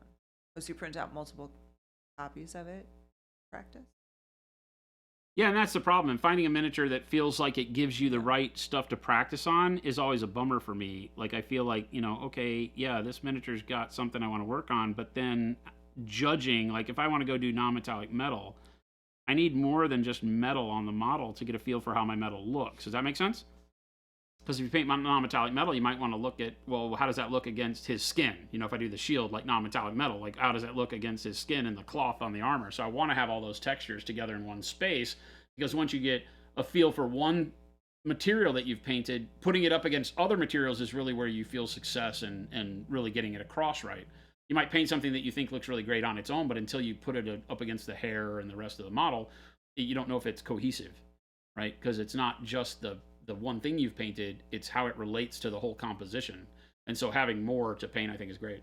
Plus, getting people confident in painting a bust when it's only the front is one of my goals, right? So it's a coin. You don't have to paint the back if you don't want to. So you really just have to deal with, 180 degrees of painting for shadow and volumes, and you can still get really good looking quality out of it. And if you get one and you nail it, like I said, you put a magnet on the back and you hang it on the fridge. I'm excited to see what people do with them. It also, believe it or not, it gives us, if we have 3 or 4, my goal, like I said, would be to really have 4, I think would be great. And then we can do, like at Adepticon, we could do, like our texture trainer competition. And you could just enter a texture trainer. And there's only 4 you get to choose from 4 models, but it's really showing a valid way to compete in a painting competition, because we could have a category for each texture trainer. Right? So you paint the female barbarian, you paint the male bounty hunter, you paint the demon, you paint the skeleton, right? You can focus on the textures you really want to paint, and then you can put it in against people that painted the exact same model as you to see what everybody else did with it. And it has enough going on that it's not a Space Marine, right? It gives a lot to look at, a lot that you can play with, a lot to show off your own creative style as an artist. So yeah, we got big plans for them. Excited. Got to get them done. Telling the artist today in an email, I was like, yeah, they were like, well, who does your concepting now? I go, me. And they're like, well, what prevents you from just doing all of them? I go, my clock's not big enough. Game Delay said, with how you've painted the rest, I'm voting for white on the biceps like you were considering. I think so, right? I kind of wanted to dive into the skin first to see how that starts turning out, but I think that the blue arms don't make a lot of sense. So I'm with you. Little face is cute. Yeah, right? It's a fun model. I don't know about the eyes. It's weird how the eyes are sculpted. They don't have a lot of sclera, but they have a sphere for the pupil and the iris, right?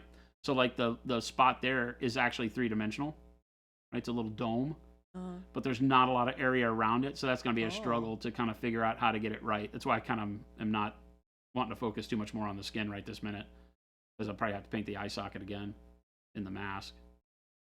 But yeah, so far so good. I like it. He's a cool. Speaking of, I need more gray.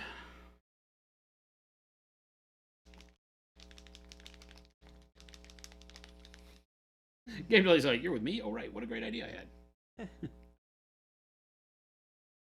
I mean, I asked you guys what you thought. Every now and then I'm sincere about asking. Most time not, but sometimes I really want to know. Yeah, I think all of this, right?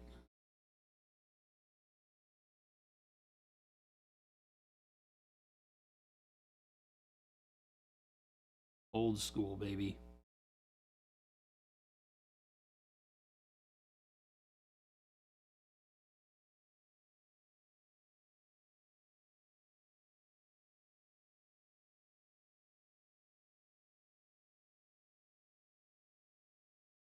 Cap was always one of the ones that I was really anxious to get if they came out with like a commemorative cup at 7-Eleven. They would do that seasonally. And I would always be anxious to get Cap and Spider-Man, Iron Man. Makes sense why the Avengers have been the biggest thing in Hollywood in a long time.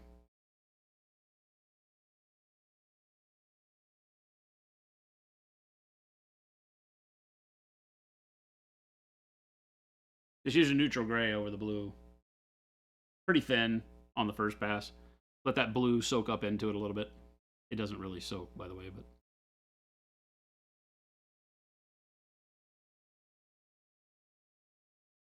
Dim the Creative, I think I found my favorite brush, Monument Sable number 3. So good. It's a good one. That's Jordan's brush. Yeah, it's Jordan's brush. We just need to name it the Jordan Special. Yeah. It's the only brush he uses, I think. He switches every now and then, like, randomly. No. But he paints switches 99.9% from of a his stuff. Sable 3, like a red-handled Sable 3 Red-handled to Sable 3. black.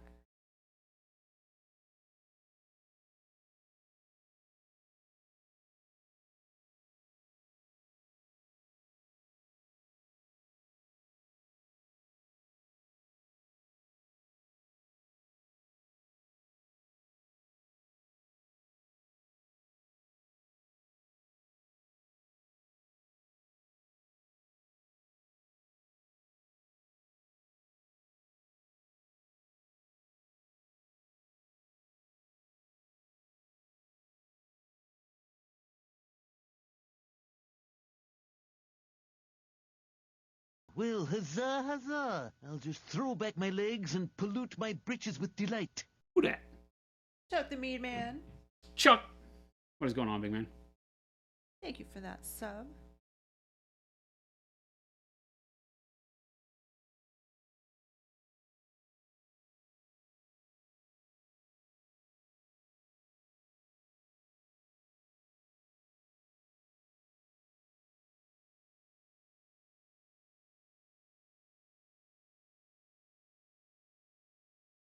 James Hiram, yes, the Uncle Adams are the same as the Pro Synthetics.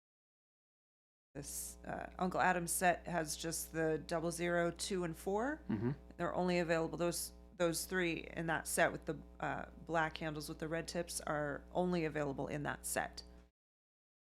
The 00, 2, and 4 blue handles are available as singles and in just the Pro Synthetic set.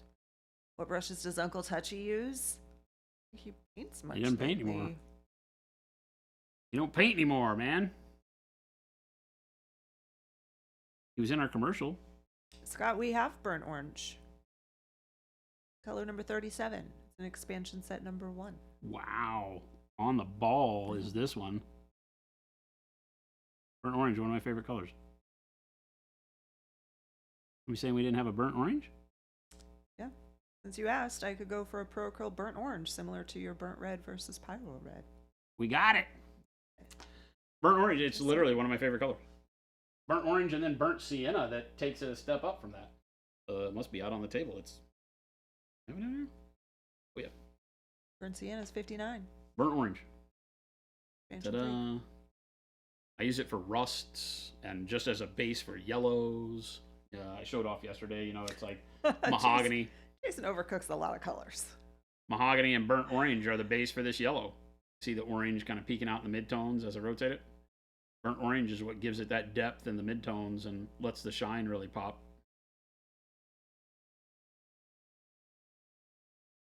It's literally one of my favorite colors. It's the whole basis for her skin. There's some red transparent over the top of hers to warm it up a little bit, but burnt orange is one of the base colors on her. Love me some burnt orange. No, it's not edible. What's that? Just because it's called burnt. I mean that it's intentionally been cooked too long.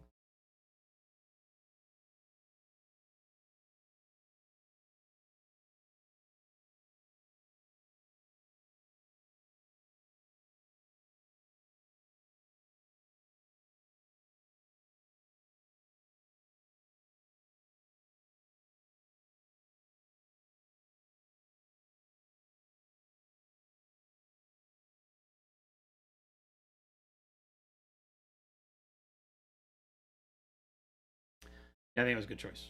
White arms. Of course, now it comes down to original boots were red.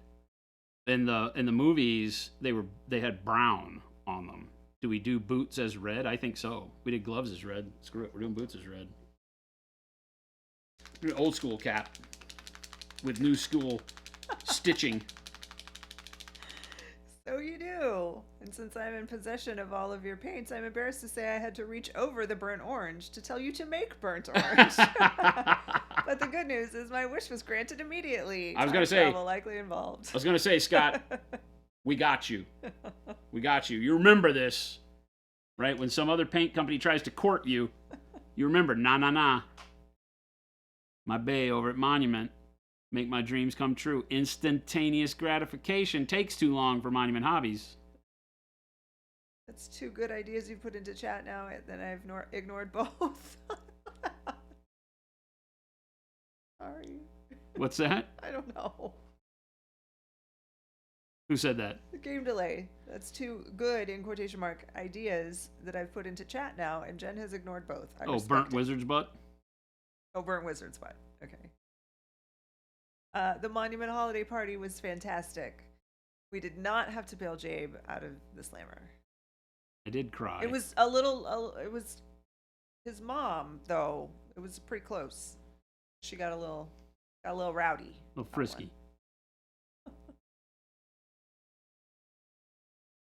Not that they know of.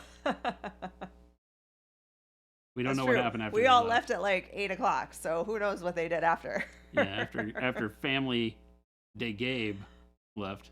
Grandma got frisky?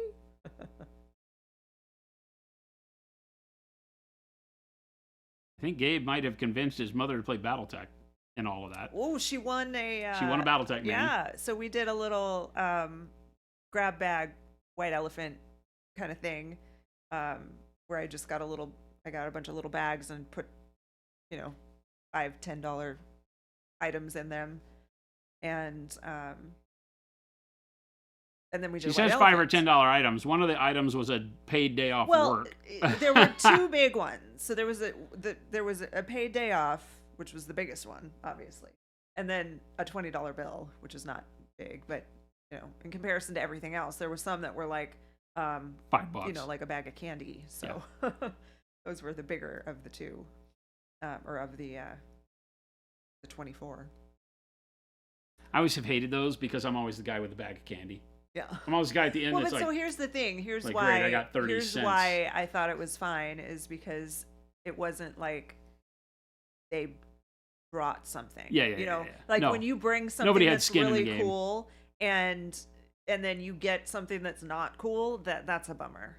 But we didn't have like we provided all of these. Yeah, when we items, used to do it with our friends, you had to bring 1 gag and 1 serious gift, and they limited your spend on the serious gift in both directions, right? The gag gift could be anything, but the serious gift, they limited you to a minimum you had to spend and a maximum you could spend, because they didn't want anybody showing up, giving away a Rolex watch, and like you said, and then somebody else getting, I got a rock. Yeah. And Dim the Creative, yes, you're seeing hopefully the other responses that do not thin the primer. But yeah, so anyway, and Omicron, we went to Oso Arcadia. It was wonderful. I need to email that woman and tell her that we loved it. Yeah, they did great. It was fantastic. We had a great server, and the food was really good, and just lots of fun. And Shannon won in the White Elephant. She won a little BattleTech. Oh no, she stole it, didn't she? She stole the I think BattleTech she Mini stole the BattleTech model from Gabe, from Gabe, or from Gabe's wife. I can't remember which one, but I think it was from Gabe. Because then Gabe went and stole the. Did he steal the day off? No, yeah. he got the day off because Gabe was number 1, and so he Oh, that's right. He got the picked day off, and then James stole it from him, and James stole it, and then Brennan stole it from James.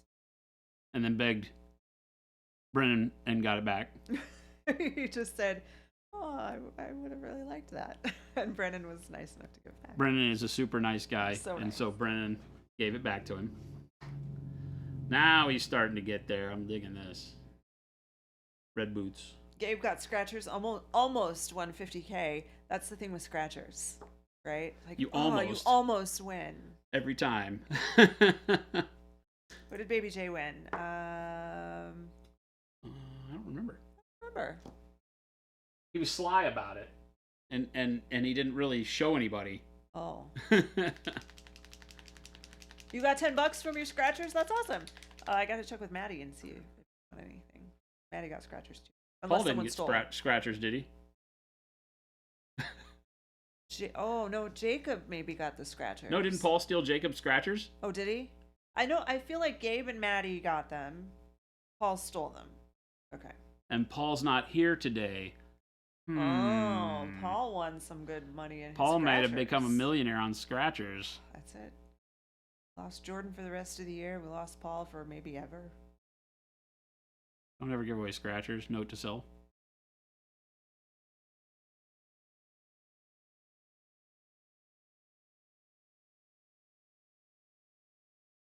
Quarter till, so cheesesteaks. Thoughts?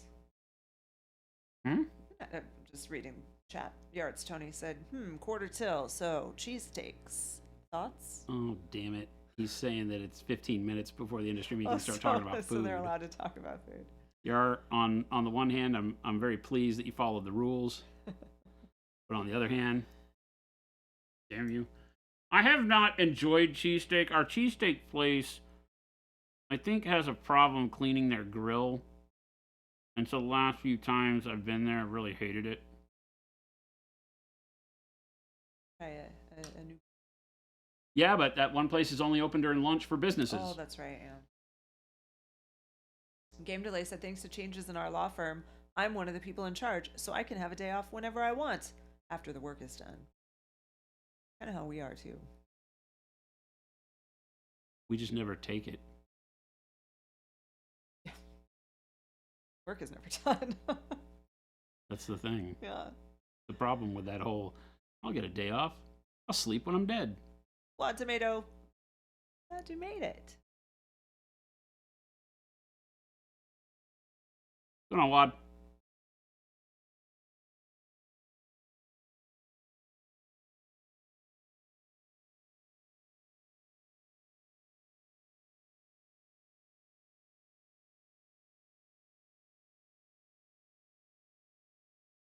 Our yeah, I buy the shaved steak a lot at the grocery store. I don't make cheesesteaks with it.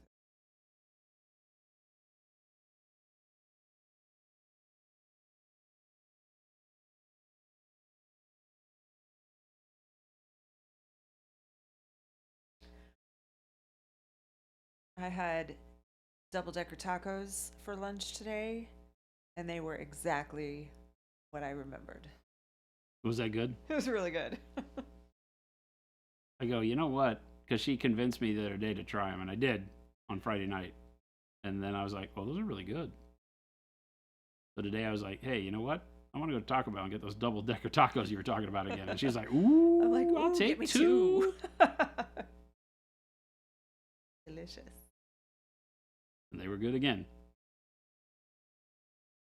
But I have to be honest with you, the idea of eating refried beans from Taco Bell is a little disconcerting. All I eat at Taco Bell is bean burritos or the double-decker taco. Well, so that's not true because they and I was reading about this because I had to look up when the double-decker taco existed originally and when they, like, how it came back. And they had apparently done something a while back about, I don't know if it was like a customer survey or if they just did it based on previous sales data or something like that. But they brought back some old discontinued products, maybe for a limited time. And the one that they brought back was the enchilada, which the last time we went to Taco Bell, I was like, oh, you got to get me the enchilada. And that one was, again, it was like nostalgia. Oh, wow. So now I don't know if they got rid of the enchilada again and brought back the double-decker taco and they're just rotating them around. I don't know. I'm just too basic. As a kid, the only thing we would eat at Taco Bell or Del Taco was soft tacos. Oh. Well, we had Taco Bueno and Taco Bell. Mm-hmm. And Taco Bueno, you got hard shell tacos, and Taco Bell, you got soft shell tacos. Nice. I had a Here Taco it's the same. Bell Express in my dorm. Oh, yeah, you in told me college. And It's like a bad plan. bean burritos were like 59 cents. So, yes. Tried the Mexican pizza when it came out and it was not great. From Taco Bell? Because I would get That's Carter's favorite thing. the Mexican pizza in high school when I would go to Taco Bell for lunch. What Carter got And today. I loved it. That's another one I haven't had in a long time. It came back, and it's not the way it used to be. I've tried that. We have fries at Taco Bell up here. I think we have Taco Bell fries too. Yeah, some sort of nacho fries they call them. I'm not. Yeah, Chuck and Mo are both saying I worked at Taco Bell. I can't eat it anymore. Well, I'm sure because you probably ate the crap out of it when you worked there, right? Probably true of people that worked at like Pizza Hut, and Domino's, and all that too. Well, I never worked in the food industry. Never once. All my friends that worked in food always smelled like wherever they worked, which is horrible. My first roommate, after I moved out of my mom's house, worked at Dunkin' Donuts. Oh my God. And it was great because she would bring home donuts every day. Sure. Hey, somebody likes us. Who dat? Joe Cylon, thank you for the follow.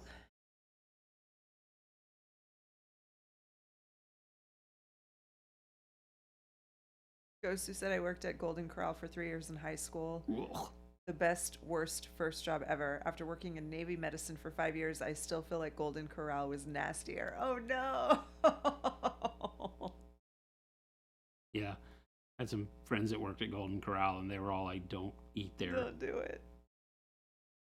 Never been to one of those places. No, that's not true. My grandma liked one of them. Old Country Buffet, I think. Yeah, they're all the same. Oof, yeah. Did an internship at a legal services firm over an Indian restaurant. That'll I can imagine that smell. do you. I'm a butcher, worked for years at a slaughterhouse. Still love my beef. Yeah. Different deal. It's not a creative title for the room, by the way. When I lived in Connecticut, the first time I moved up to Connecticut and was looking for a house to rent, one of the rentals they took me by had been an Indian family, Eastern Indian family, and you walked in and the curry smell hit you like a ton of bricks. Mm-hmm. And it was a great little house. It was in my budget. It had the layout I needed, and I just couldn't get over it. I didn't rent it. I went and I asked everybody, and they said, "Oh no, don't do it." Well, when we moved just this year, we looked at a house that was like, oh. Yeah, as soon as I walked Look at in, the I was like, smell. "Nope." I mean, I guess if you're going to buy a house, there's a different value quotient there. Yeah. To spend the money to get rid of the smell might be worth it for you. Yeah. As a renter, I was like, nah. All my friends said, nah, don't do it. Yeah, it was a cool house, good area, but way too expensive to have to worry about dealing with getting rid of the smell. Yeah, that place was really awesome. Yeah. But there would have been no money left over to get rid of the No. smell. We'd have been living with, hey, you want curry tonight?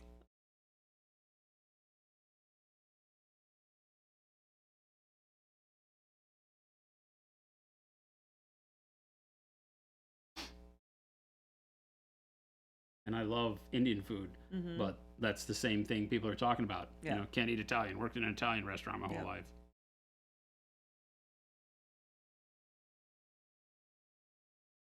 Plus, I can't imagine all my clothes smelling like that. Ooh, yeah. Like having a smoker's house. Yeah. Well, and eventually you become nose blind to it. You don't realize it. And everybody else. And everybody else knows. Why does Jason always smell like curry? Yeah. Like Vindaloo. Vindaloo's not a good one. It doesn't smell like that. But... You love curry, but not that much. Yeah, exactly, right?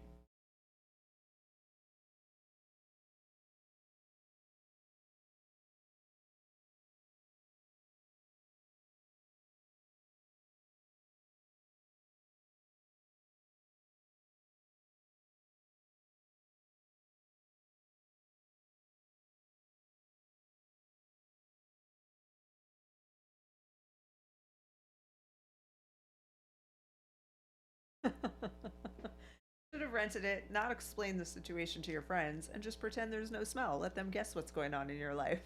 What are you talking about? What are you talking about? It's my new deodorant. Yeah.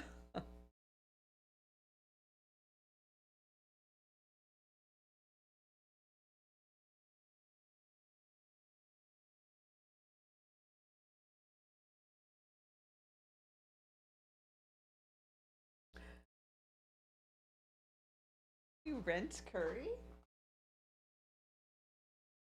I mean, technically, you only ever rent all food. You wind up giving it back every single time.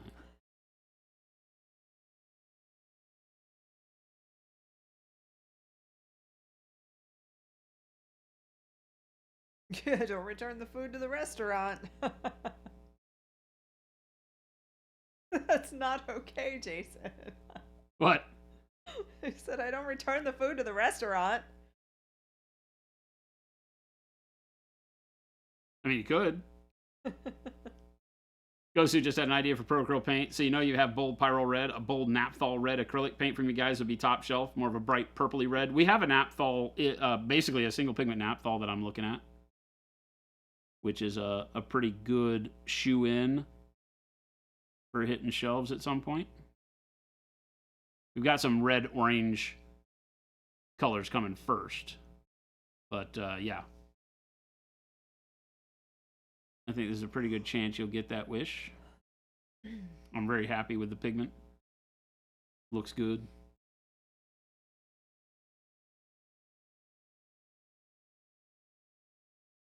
You have the calendar where you can look at it? Do I have anything tonight?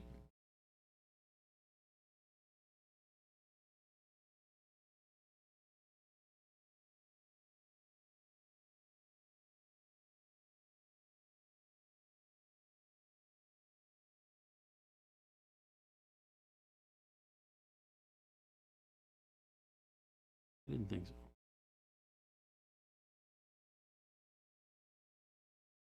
Supposed to have had a meeting after work, but the guy got sick. Huh? I was supposed to have a meeting after work, but he got sick. Oh. Or said he was getting a sore throat and didn't want to get me sick. So I was like, yay. Oh, it was supposed to be in person? Huh? Yeah, in person. John Scott from my Oh, I see. It is 3:55. Yeah, that's why I was asking. I think I want to keep painting. Oh, okay. I can Okay, yeah, 'cause do it I gotta solo. go get her food. Yeah, I can do it solo. I was gonna say Bet. we might need to get food. I think I remember there was only Definitely like need to one get food. more. I called today because I was like, hey, so I'm coming back today. What do I do? Do I have to buy a whole nother bag, or am I safe if she's supposed to be doing better to go back to regular food? And they're like, you should probably just keep her on this for one more. Oh, really? Yeah. At least until the doctor can check her. I mean, that makes sense. Yeah. And it won't hurt her if she finishes. No, a and she'll bag still of eat it. right? She likes it, so as long as she's eating, that's fine. She has not had a problem It with the food. definitely has helped her. I think it gives her weird dreams. She is definitely She more is active having in her some sleep Crazy now. dreams lately. She's like, Like, yeah.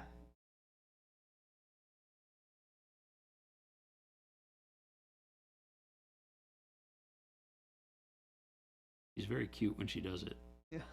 Or running in her sleep or chasing rabbits. Oh, wow, tomato.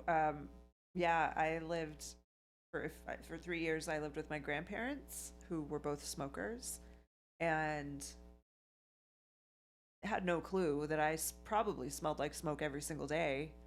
Had no idea. As a teacher, I would notice it in my students, and it hit me. I'm like, I probably smelled like smoke as a kid.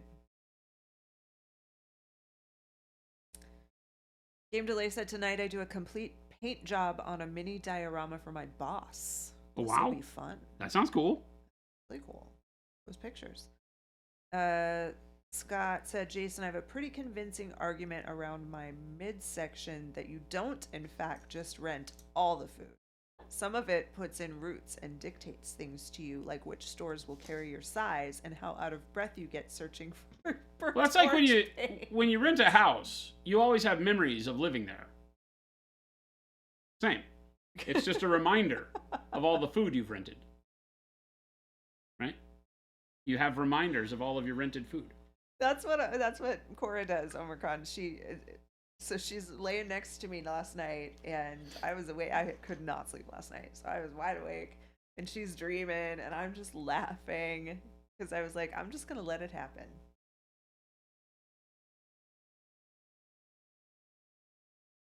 What does the puppy get for the tummy? Very expensive prescription dog food right Prescription now. dog food. That's is all what she she gets gets. right now. Oh. All right, I'm gonna go lock up. Okay. I'm going to cheat on the chin strap and do it brown just because I'm doing all the rest of this leather brown. I think it had some gray in it in the movies. These models are a little weird. They're like hybrids of the comic and the movies, which is cool. I like that they gave the artist some license to come up with something that wasn't specifically on target. And kudos to Marvel, Disney for letting them get away with it. A lot of the models have got a nice, convincing homage to the original comic character stuff without being identical.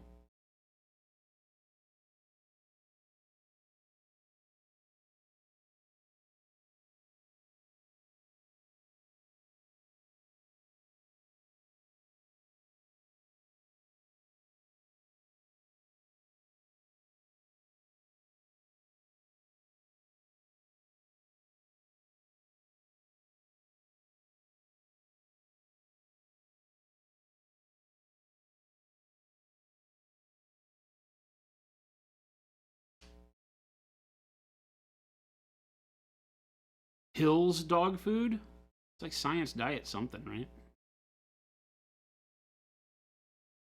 Didn't mind it. And since she can't have treats, we've been taking the dog food and, taking a handful of kibble out. Not a handful, but, a little pinch of kibble out and throwing it on the floor for her as a treat for anything she does that she would normally get a treat for. And she didn't mind that either. She's like, treats! And just jumps after it, so.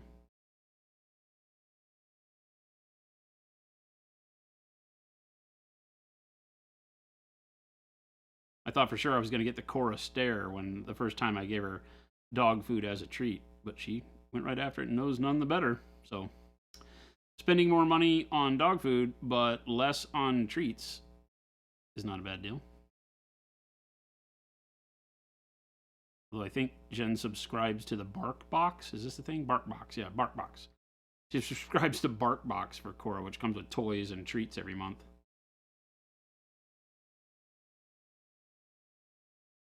So she has not been able to enjoy any of her Bark Box stuff. Well, the toys, I guess. Always hit or miss as to whether or not she likes the toys in the Bark Box. She does not like things that squeak, as an aversion to any toy that makes noise.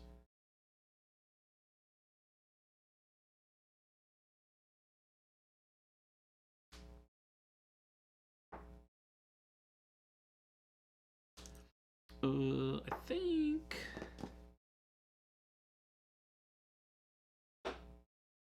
Don't want that. Don't want that either. This. Payne's Gray. You can enjoy the treats for her out of the Bark Box? That's not how that works. She needs special dog food only for this limited time while they figure out what is going on. She started having bowel movement issues, and so they want to make sure she doesn't have like irritable bowel syndrome or something like that. So they put her on this food that is got, some pharmaceutical component to it, I guess. And she's done a lot better. It only took a week or so for that to start clearing up.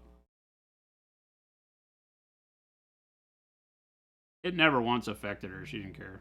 She was like, whoa, I'm still playing, Dad. She didn't care. She'd run around acting like normal Cora. Didn't have a care in the world.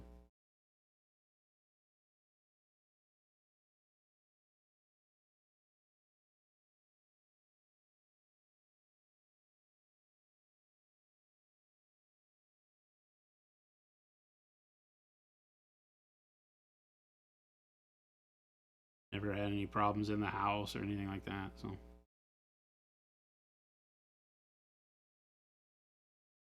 but it can't be pleasant. We took her to the vet. She hasn't had to go to the vet for anything, really.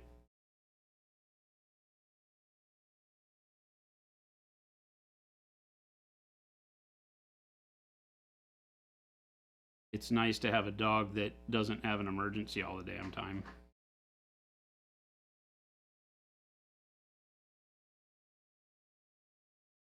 Only time I've had repeat problems with a dog is when I traveled so much and had to leave the dog in the kennel all the time. And every single one of 100% of the problems were from the kennel. Oh, like a boarding. Yeah, like a boarding house. Yeah, not like the kennels that you. Oh, no, not like a training kennel No. for your house. It was because I was traveling, so I had to take him to the boarding kennel. My Rottweiler, Furious George, Yeah. got back and they had left him unattended. He would have eaten anything. He ate a rose bush, spikes and all. And I come home the day I picked him up in the morning, took him to the house, and then went to work. Came home from work, and he stayed in the mudroom part of the house. It was my Connecticut house. And so it had a big mudroom with a washer, dryer, coat rack, closet. It was a big room. It was like 10 by 10, big mudroom. And so that was his room. He had his play toys, his bed, everything was in there. It was also one of the warmest rooms in the house. And so it was wintertime. So I left him in the mudroom. And I come home, and the whole mudroom was painted with dog poo, like doggy diarrhea. It's like he had sat in the middle and spun around. Did I tell you about my uncle? My uncle's dog, they had I don't know, like a expedition or some big Suburban, some big SUV. Yeah. And a lab. And he had his collar and leash on, and I don't know if the leash was connected to like the seatbelt thing or not, but somehow something got caught in the window. Like this was before, before they made it so that the window up and down now goes the opposite way, right? So like you push it to go down. It used to be you push it to go up or something, like it was toggle or something like that. He was able to step on it and get his head stuck in the window, and panicked, pooped everywhere, shook, and it was apparently a big old mess. See you tomorrow. Okay, one. Take it easy.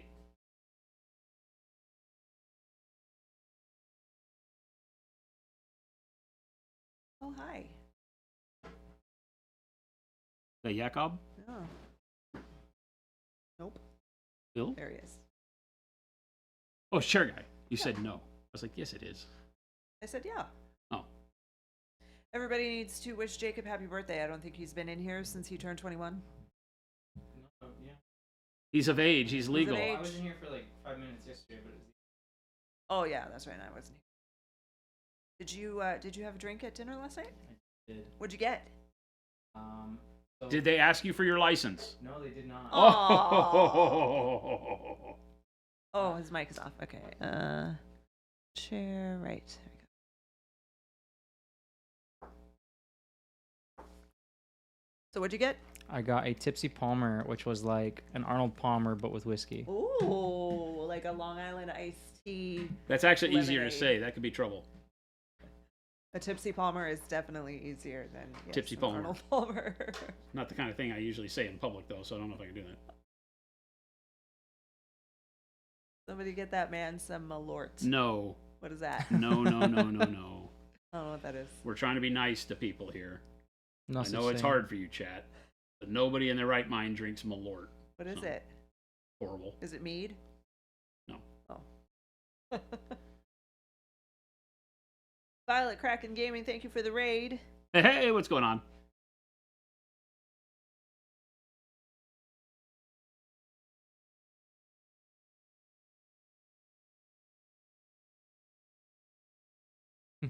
Smirnoff Ice. wouldn't give Malort to my worst enemy. Isn't Malort the general from 30K? Hmm?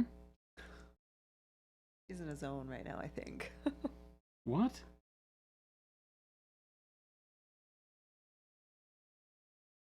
I've got two kinds of wet. I thought it was funny game delay. Game delay. Feeling all right. There's people in chat in their right mind. I see no evidence. Malort is a rite of passage in Chicago. All right, like apparently I'm gonna just have to Google this because nobody's.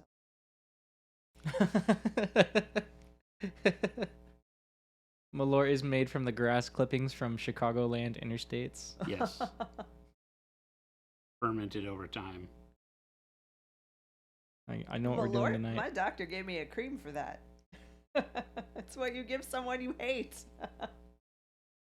Oh no, well I don't drink, so if this is an alcoholic beverage, it's not gonna work.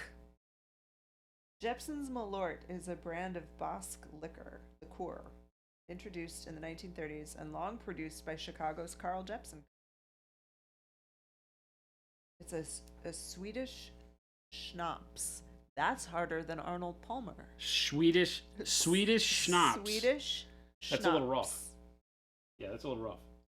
Oh, Google has a thing. What does Malort taste like? Let's see.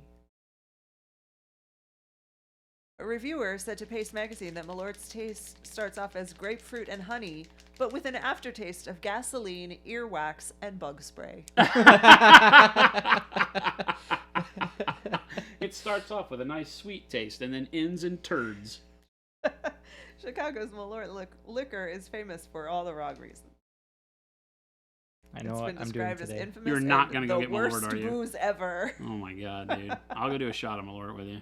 I like that description. With an aftertaste of gasoline, earwax, and bug spray.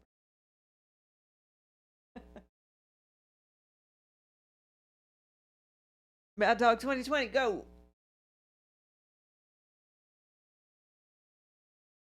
Malort remover. Malort is for when you want to unfriend someone in person. Buy him a glass. Game Delay said, I like to do zombie skin with a base coat of wizard's butt, then gradually add in Malort for highlights.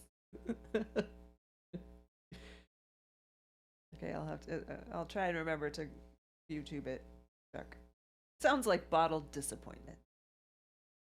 That's a good way to describe it, I think. Bottled disappointment. Sweat, tears, and disappointment. Oh, Jabe's down for some shots, it sounds like. What color were Steve Rogers' eyes? What color were Cap's eyes? Green? Blue? Were they blue? Bloodshot. Were they blue?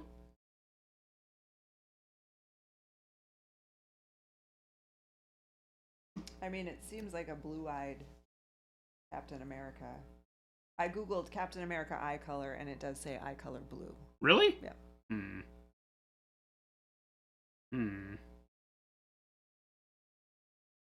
All right. I mean, Chris, what's his name, has blue eyes.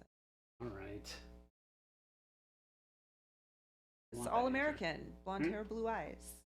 I want that. That's a no. Malort green.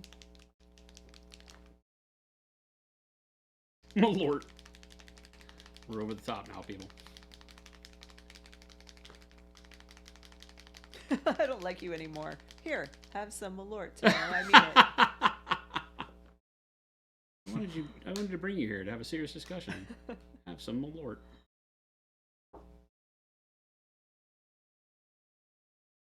I never drank in my life with my conservative upbringing, but some descriptions of alcohol make it tempting.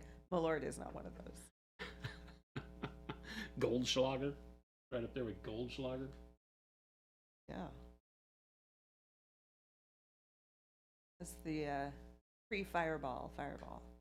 Yeah. It has like We bits, actually drank pieces of metal. pieces of metal, mica, gold.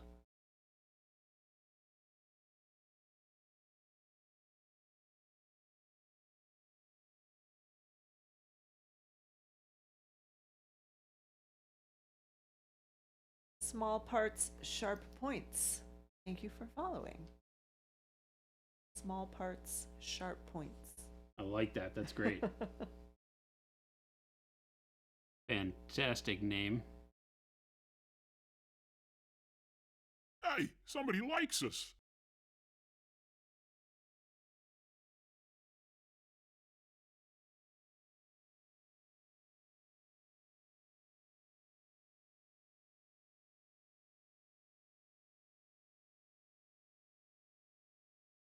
Oh, seriously? That it's still available? You can still get Goldschlager? Small parts, sharp. Could be another hard one, like Swedish schnapps. Small parts, sharp point said, am only here for the malort. Well, welcome. Hopefully, you'll stick around and enjoy some painting as well. I'm here for the malort.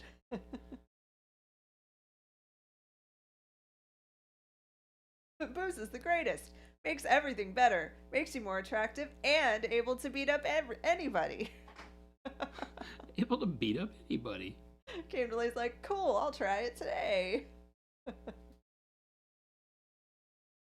Oh, but Punisher said, I almost went to buy a bottle of Goldschlager the other day just for old time's sake, but was really disappointed that it looked like they reduced the amount of gold flake by quite a bit. Tough times, man. Inflation.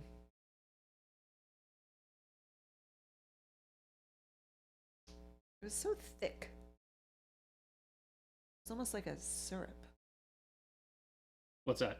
Goldschlager. Goldschlager? Yeah. Did the gold really do anything for it? Made you poop gold. Was your poop sparkly? I mean, that's fun when you're drunk. When you're drunk? Made you feel fancy AF. That's what it did. Fancy AF.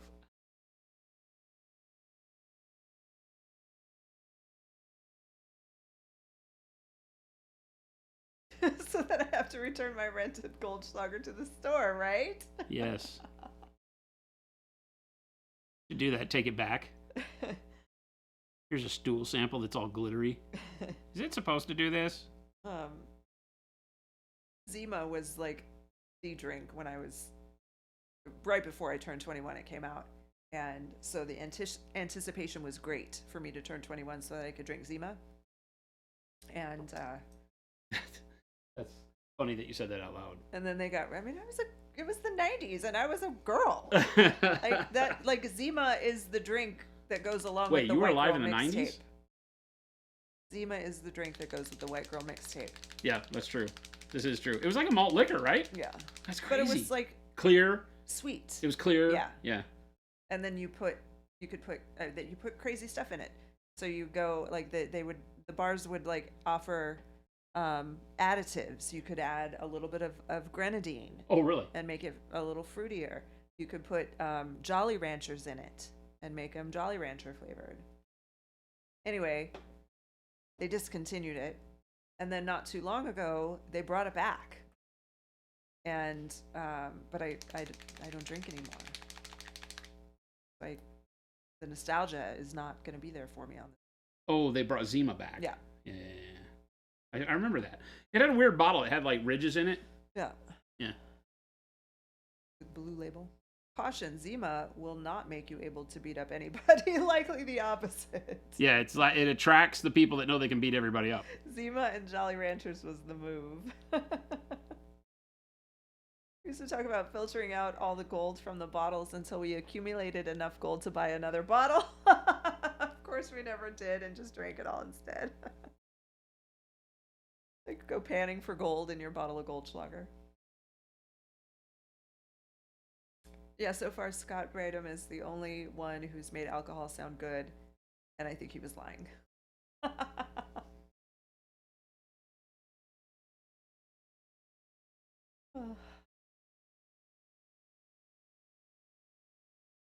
All right, well, I need to get going. Well, that was fun.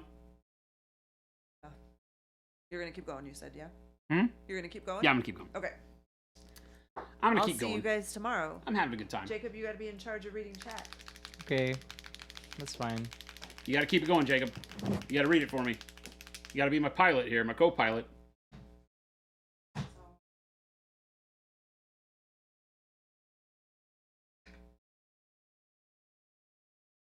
Chat, yell at Jacob if he doesn't catch your questions. I'm painting teeny eyes on teeny Captain America right now, so that's serious business over here. Gabe's still here too. What the heck? Is he? Yeah. What? Gabe, why aren't you in here? What's going on? Sticking me here with Jacob. Oh. Oh. Bye bye.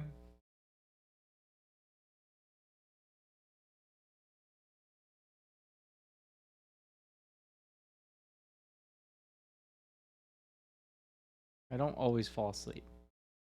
That's also true. Good, you're a good companion.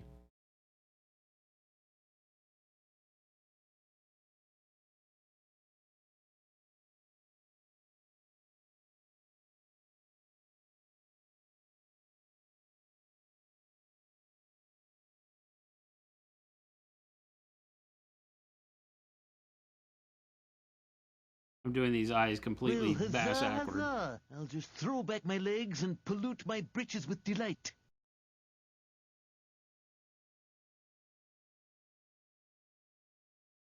I should have done the magenta first, but I didn't. So now his eyes will look a little bloodshot until I cut it back in with skin tone. But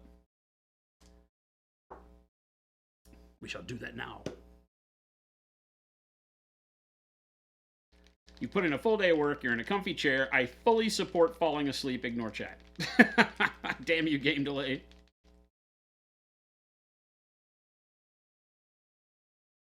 Booze gave you everything you have. You got me married, keeps you married, and sure gave me 2 kids. Okay, that's good, Scott. Booze changed my life.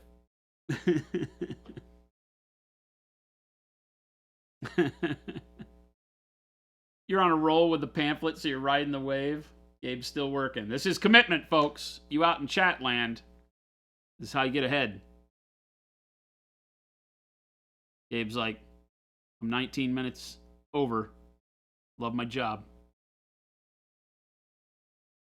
Booze gave him everything, and then Mallard took it away. Malort took it away. Okay, so tell me about last night. Where'd you go? Huh? Where'd you go? You said last night, or no, on your 21st birthday, you said you Oh, went out yeah. drinking. Yeah, so we went to get a sushi place, like just to get dinner. This is with my family. Yeah. This is I just like sushi.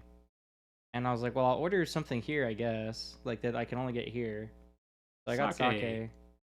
It was like a mango sake. It was fine. Not bad. Yeah.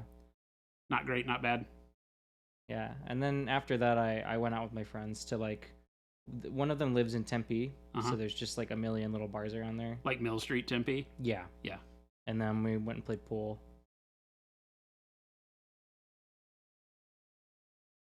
It was cold.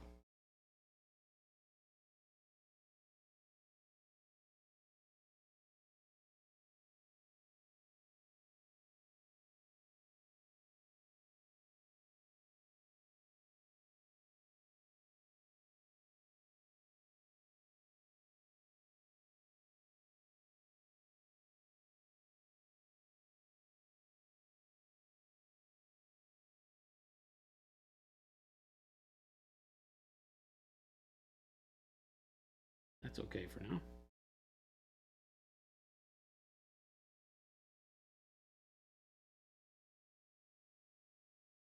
You spent a couple of weeks in Old Town for golf holidays. Pretty good time. Old Town Scottsdale? Or Tempe? What are we talking about?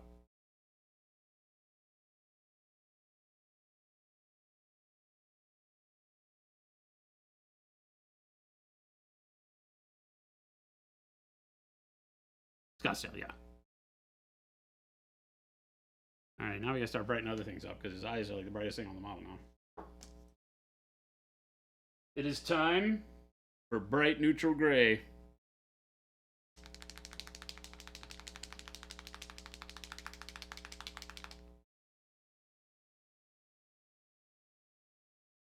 Our Scott, you started with Spider-Man on MCP. I only ever painted the Black Order. with MCP, but they're great models. They've almost got me with painting some Shatterpoint, but I don't know if it's going to happen or not. I'm not a big Star Wars guy, so that's a tough one for me.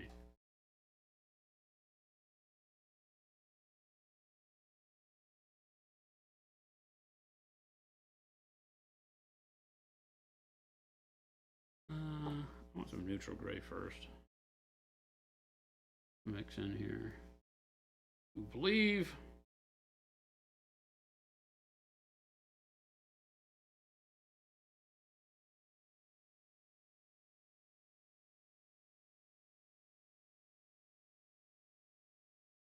What's the first thing you noticed about Cap?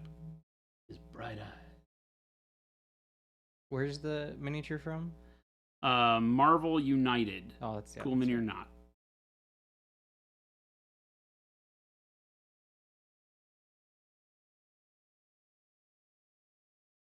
I have not played the game, so I don't know how it all functions or how much fun it is. But the miniatures win me over for sure.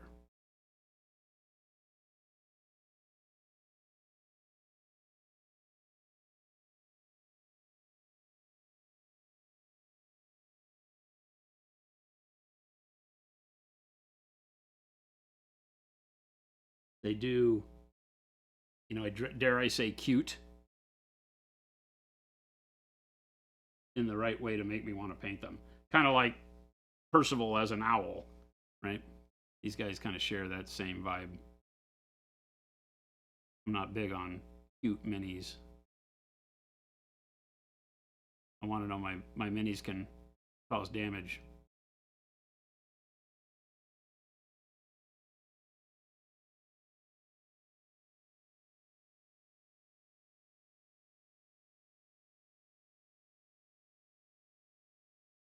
So like Super Dungeon Explorer and games like that didn't really do it for me. The minis are cute. Jin painted up some. But I was never really into those. As far as chibi stuff goes. I guess technically it would be kind of here.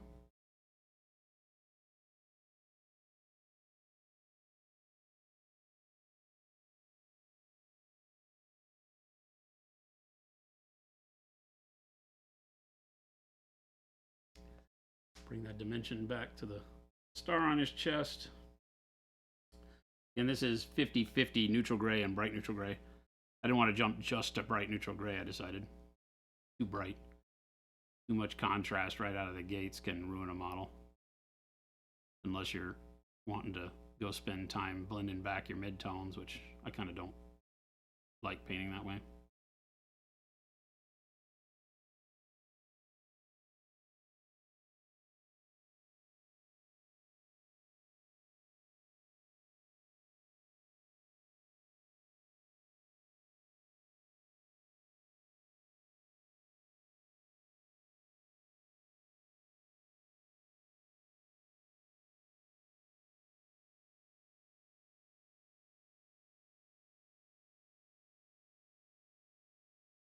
What's new, Jacob? I don't know. You're on the spot. Chat, who's got the best question for Jacob? Let it rip. Yeah. When you get married? Next year. Okay, there you go. Did it plan already? Huh? Did it plan already? You know who you're marrying? No. So 12 months is the clock, right? Well, Jordan said today when he left, he goes, I said, you got to get yourself a very nice woman to help you maintain your immaturity. Because we were talking about how great it is to not have to grow up. And he was like, yeah, I don't ever plan to grow up. And I go, well, you got to make sure you get yourself a very tolerant and confident woman who can deal with your immaturity in a way that allows it to still blossom. And he goes, that's my goal. And I go, really? And he goes, yeah. So then the next year, that's his goal. that's a good point. So. The last army I painted was some Tyranid models. Was it even more recent than AOS? Yeah. Oh. That dried really quick.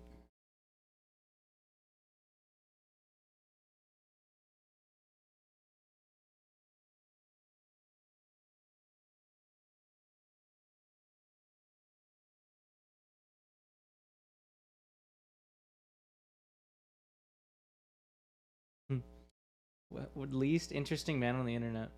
Okay. Some science. Okay, what are some cold hard Jake facts? Cold hard Jacob facts. Did you tell them that I like to be called Jake? No. Oh. We always call you Yakob or Chair Guy. Oh, well, that is true. I do like to be called Jake.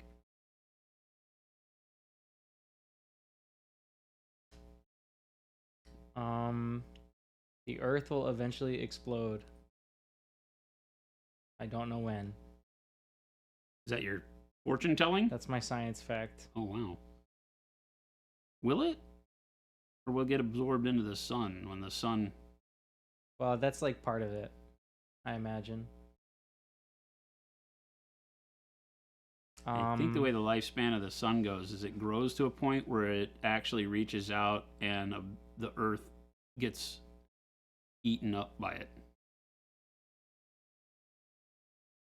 I do not know the Muffin Man, personally. What kind of nerd was I in high school? I'm trying to think about it, actually. I know it wasn't that long ago, but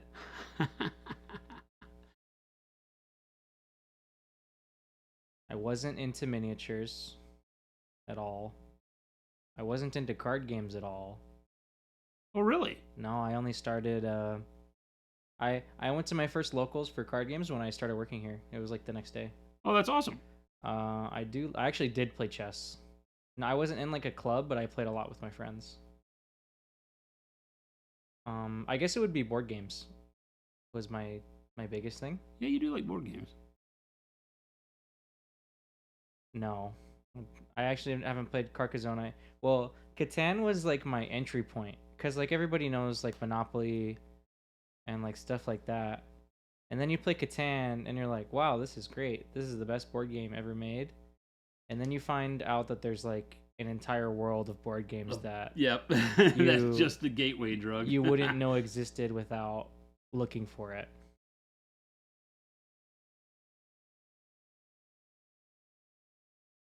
So I used to like Catan like everybody does, but I eventually found other stuff that I enjoy a lot more.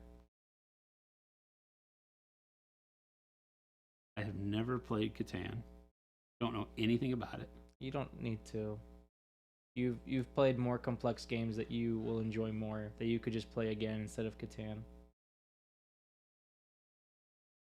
But it's like a worldwide phenomenon. Yeah. So it always interests me to know more, but I don't think I would like it. We have I've never played Zombicide, but now that we have it here, I want to play it.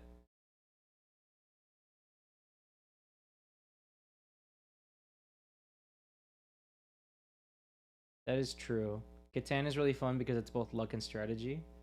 I love finding easy board games, but I also like finding easy board games because it's easy to get people to play them.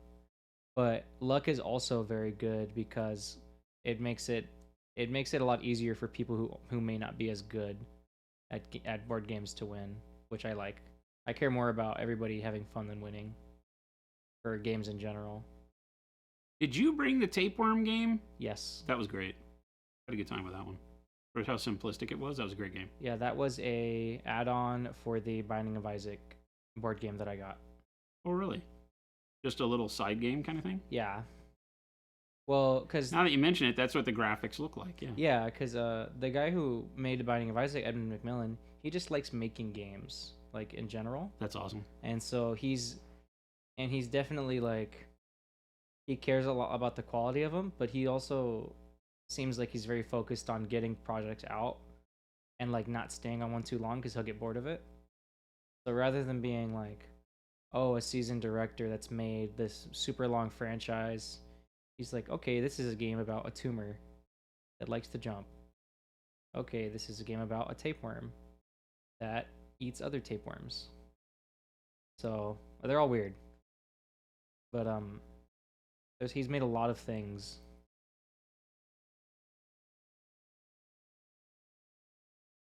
That's awesome. I have The Binding of Isaac. It's not my favorite game, but I get it. I get why people really dig it. I first played it when Rebirth came out, which was That's the one I have, I think. Yeah, that's what the one was after. Because it used to be a Flash game. Rebirth was like, okay, we're making it a real game now. My street name. Do I have a street name? A street name? He's Yakov the Russian spy. What are you talking about? I never refer to myself as anything other than Jacob or Jake. Like, my username on everything is just my name. Jacob. Jacob has entered the room. Yeah, literally.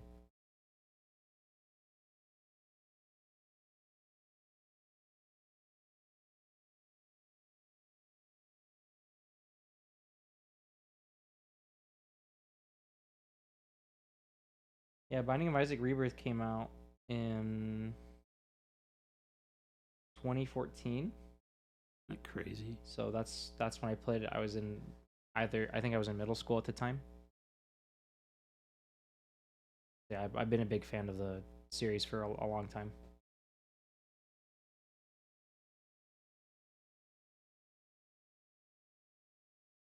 I wouldn't consider Chair Guy a street name. That's definitely Ain't gonna get you a lot of cred. a home name. Not gonna get you a lot of cred.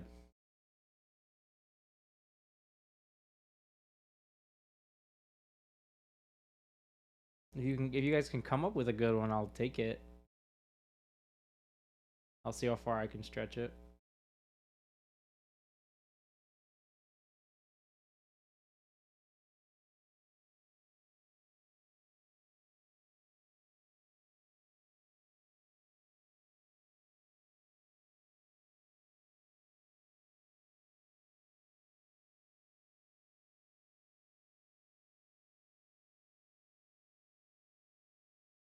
Jake the Chair. No. Where does Spitfire, like, what area is he from?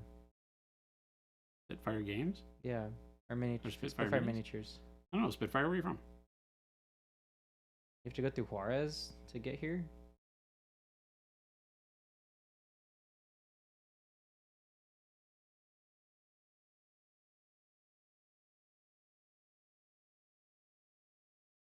Houston.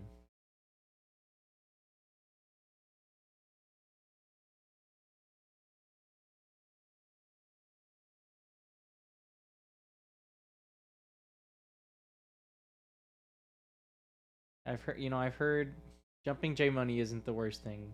Jumpin' J Money. It's not the worst that I've That's heard, fun. but I don't know if it's Doesn't really fit him, enough. though. I mean, not what we see. Maybe that's the key. That's the Jacob nobody gets to see. Jumpin' There J is Money. one. Maybe Game Delay says the street name brought to you by Malort. Maybe with enough Malort you will see it. Jumpin' J Money. Yeah. All you gotta do is feed you some Malort. I think you have high aspirations for Malort, actually. I do now. But now that I've heard all the warnings, I want to find the smallest container of Malort possible. So I don't have too much. It comes in a bottle at the bar. They just pour you a glass, so you can ask for a taste. I'm gonna do that. Can I get a taster of Malort? Yep. I'm new to this drinking thing, and my friends are trying to haze me, so I want to take it easy. They've told me this is the best thing ever, and right after Malort, you got to have some of that. What is it? Oh God, I never can remember what this damn alcohol my grandmother thought was good. It's made out of artichoke. You may He'll know remember, he's chat? new when he asks for Malort. You remember what it is? It's an old-timey aspertif. I think it's made from artichoke. Somebody look up artichoke liqueur. Signer? No. I think it is. It's Chinar. No, it's not Sinar. It's I mean, that may also be made from artichoke, but that's not the one I'm thinking of. Everybody in chat is saying the same thing.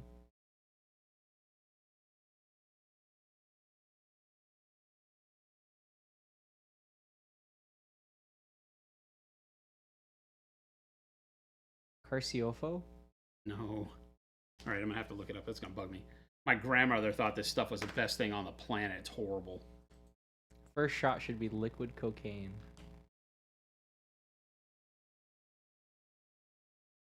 All right, what is this? Artichoke liqueur. Sinar comes up, but that's not it. It's this stuff, right? Campari. It's Campari. Blech. Although Sinar looks like it's probably the exact same stuff. Campari. I'm getting recommended Malort by Google now. Jabe is like, Campari sucks. You're a hipster, and if you're saying that, because that's the drink the hipsters drink. Campari is horrible. Oh my God. Like the fact that Campari is proof of how bad the Depression was. Because people were so depressed in the Depression that they thought Campari was worth drinking. That's where that comes from. That's how my grandmother liked it. Jumpin' J Money always hits on 17. Well. Campari is a red bitter poison that some people think is good in cocktails. Exactly. Nailed it. Not interested. My grandmother thought it was tears from heaven. I was like, Gran, what made life so bad that you thought this was good? Spitfire said there was an old man when I was a kid who went blind from drinking bathtub vodka during Prohibition. Yeah, don't doubt it. A lot of people died during Prohibition from trying to make their own grain alcohol and stuff.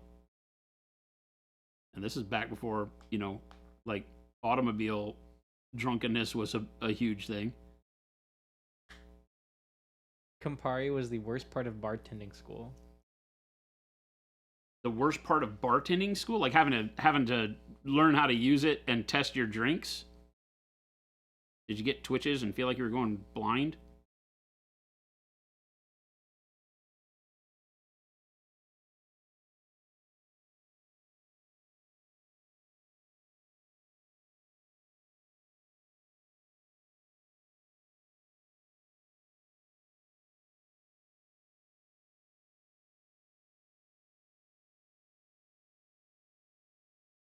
That is why. Seems right. Can attest. Horrible, horrible garbage. Jumping J Money goes to the whorehouse and the ladies pay him. He's nice like that. There you go. No wonder he's been asking to go to Vegas for Las Vegas Open. I never did that.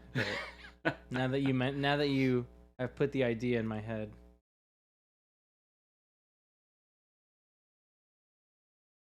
There was an Adepticon tradition with a bunch of the Chicagoland Star Wars Armada players to take a shot of Malort at the start of a tournament.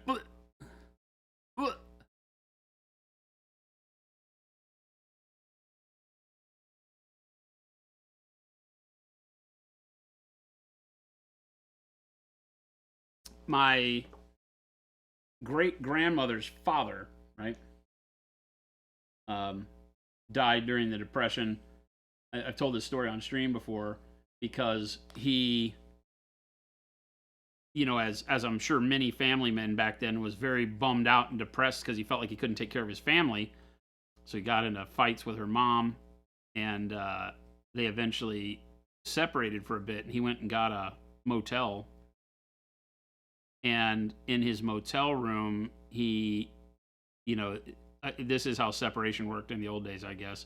She would bring him dinner, right, his wife, that he was separated from, would cook him dinner and bring it over in a pot, and she left him with some baked beans or something like that in a pot, and he kept eating from the baked beans in the cast iron pot, and he never took them out of the pot. He just kept reheating the baked beans in the pot, and so he died from lead poisoning or some sort of poisoning from the pot and the beans. Beans, I think, are acidic. So he died from getting some sort of bad sickness. I guess I should invest in bowls now. In what? Bowls. Don't continually eat out of the pot. Well, I mean, nowadays it's all Teflon, right? I have a big cast iron thing. Do you? Yeah, Yeah. don't leave food in it. We like you, Jacob. Don't do it. Cast iron's good, but you gotta season the crap out of it. I just like how it's a big, heavy pot. Put it in the oven. Or it's a pan. Yeah, I have a cast iron pan. I don't have a pot.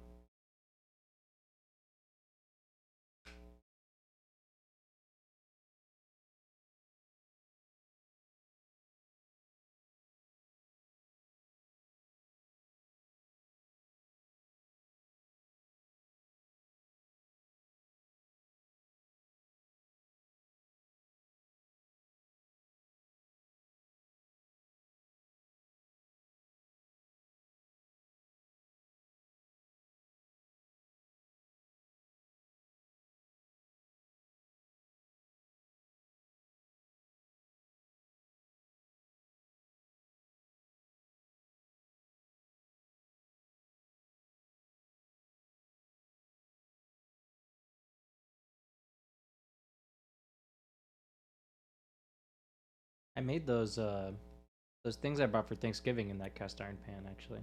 The chicken deals? Yeah. That was good. Cast iron's great for cooking.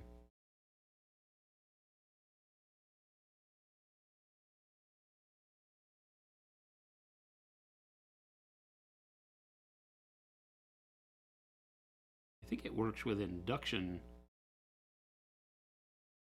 cooktops too, right? The magnetic. I have no idea. Paris. Good.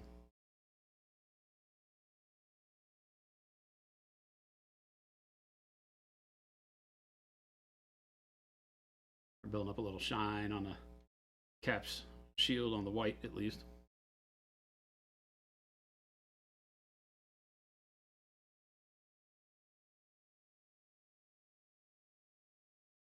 What is your favorite food that has to be served at Christmas dinner? Has to be served at Christmas? Is there one? Right. I guess it might be easier to say, what is your favorite food that is served at Christmas dinner? Yeah, I was gonna say has to be served at Christmas. Is there a specific has to be Christmas food?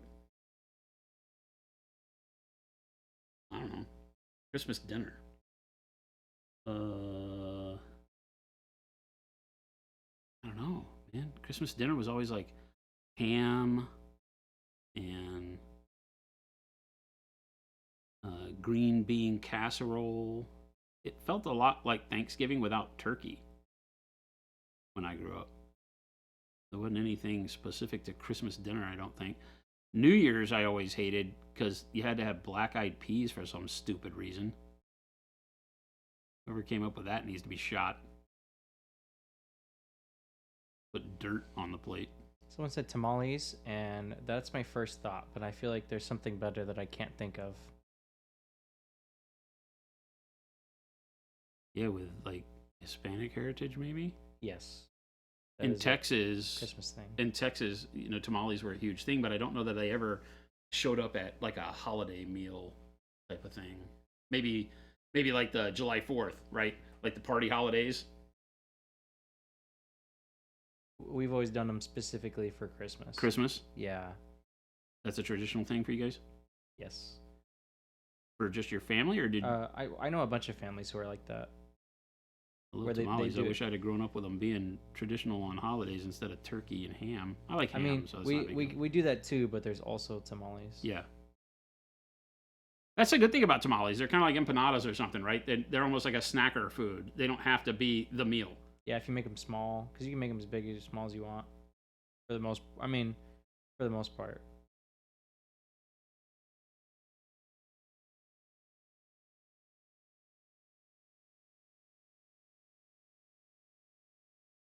Isn't it good? Tamale and breakfast burrito cart was always the huge thing when I was working. Come by job sites, grab like a awesome breakfast burrito. Then they come back at lunch with tamales. Prime rib goes on sale a lot around this time here, so that's becoming your favorite for Christmas food. You're basically fine at this point replacing every holiday meal with Indian or Thai food. That's a tough one to argue, man. Thai, I'm not as excited about as many times as Indian. Indian, I could eat all the time.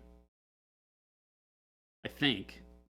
I really like spice and rice. Spice, meat, and rice. You got me. I'm there. Jumpin' J Money doesn't do Christmas. Just another day of racing his souped up nitro Honda for pink slips. He truly lives his life a quarter mile at a time. Yeah, that pretty much sums Jacob up.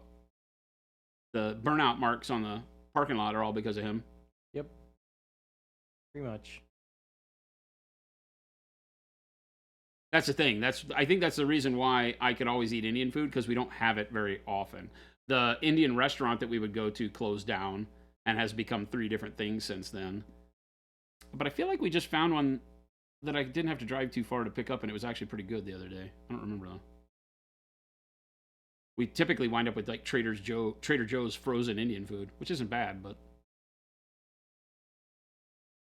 Spitfire says, are you folks going to add more channel point redemptions? Nah. Nah, maybe. That's all up to Gabe. Gabe gets to determine how much fun you guys get to have in the world of Twitch, because I'm old and crotchety and don't care.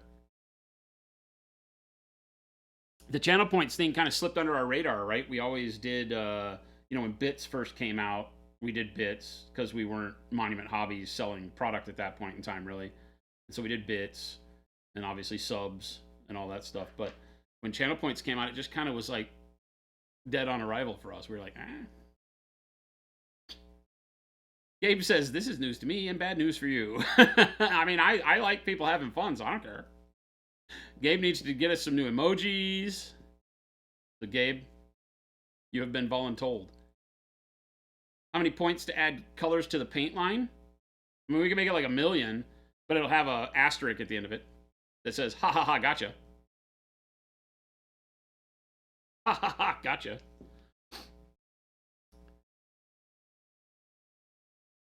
He says, yes, chef.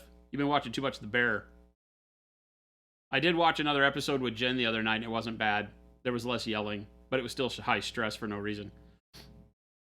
T. Schmidt says, don't do me like that. I'm almost there. I mean, it'll be great, and then before it isn't, you'll feel like you've accomplished something, and then you'll be smashed against the dashed against the rocks of hope.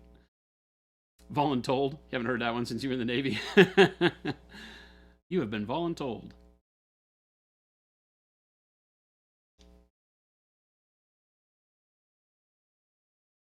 It ain't lying.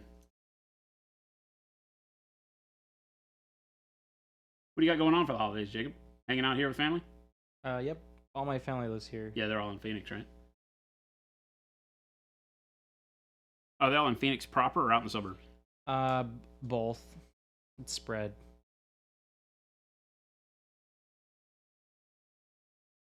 How long has your family lived in the valley? Forever. Forever? Yeah. That's awesome.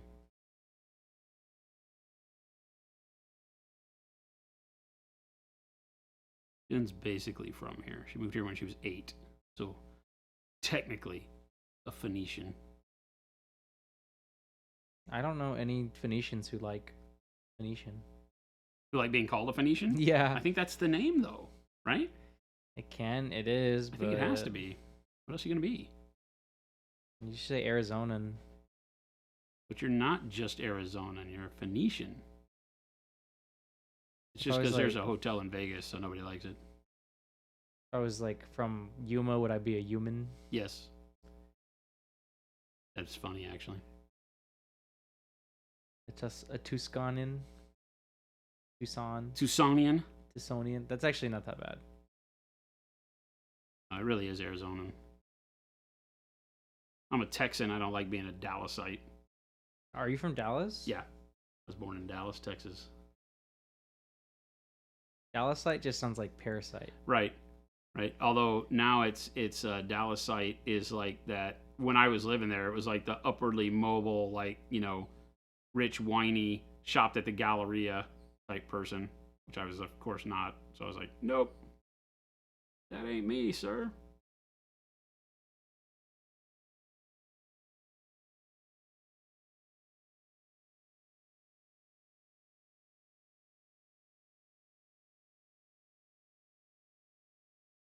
If you were from Yuma, you'd probably be from somewhere else. You wouldn't admit. Are you saying you wouldn't admit to it? Is that what you're saying? As long as you're not from Scottsdale. Thank God. I mean, yeah, I get you. For sure, I get you. Scottsdale has that pretentious, nature associated with it. It's funny because as I have been involved in more and more local business groups, obviously a lot of those people have their businesses or try to do business in and amongst Scottsdale, right? That's the wealthy part of town in generality speak, right? There's obviously lots of parts of town where you can do business, but a lot of them focus, especially like the real estate people and stuff, focus on Scottsdale and blah, blah, blah. And that's totally not me. And yet meeting these people, while they may not have been people I would like go and walk up to and be like, hey, I want to be your friend. They've all been really good people so far. So I always have to remember, right, that my prejudging doesn't always hold true.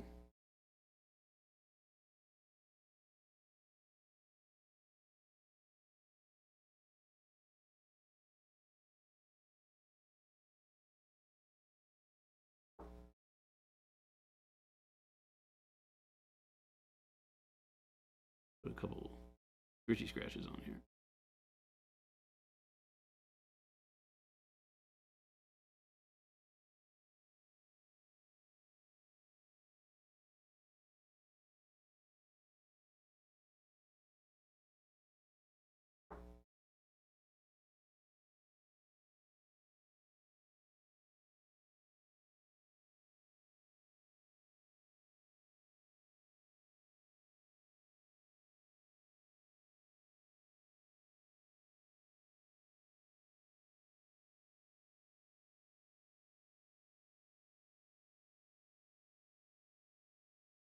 Come along.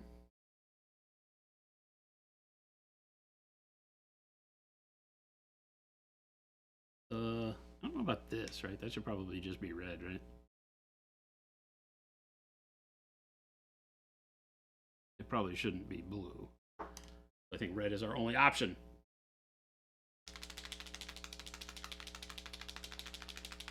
Getting a place in Scottsdale, not for a couple of years though, for winters obviously. I don't know how you guys live in there in the summer. It ain't bad.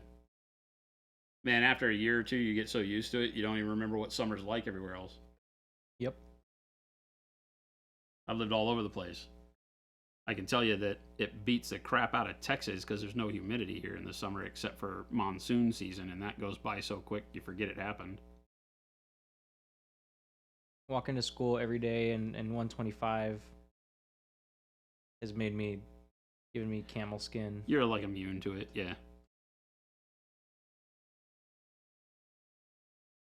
Like growing up in Texas, 100-degree heat, multiple days, 80% humidity, playing baseball in the summer. You're like, how did you live?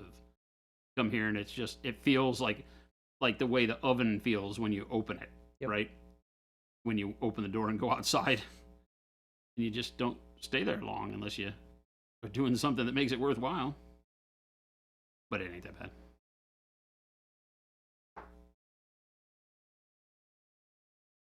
Jordan and I were talking about the other day. He's only been down here for what, less than a year?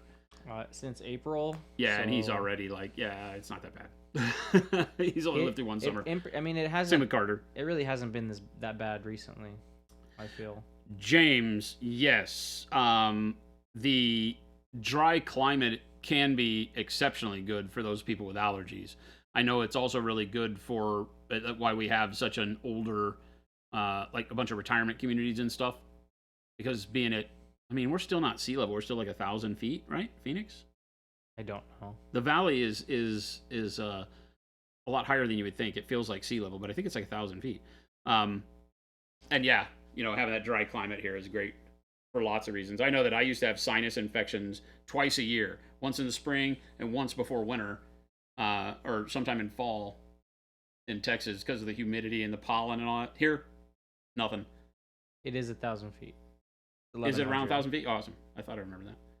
Look at me. I got facts.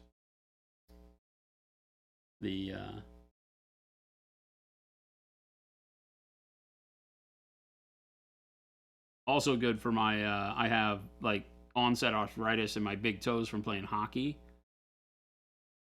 And before I moved here, I would have to, you know, like stretch and pull my feet in the morning just to be able to walk. And then coming to Arizona, never. Not even a thing.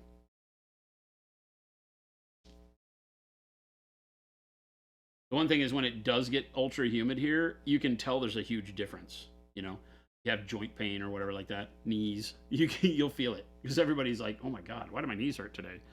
Because it's like 30% humidity. We never get that.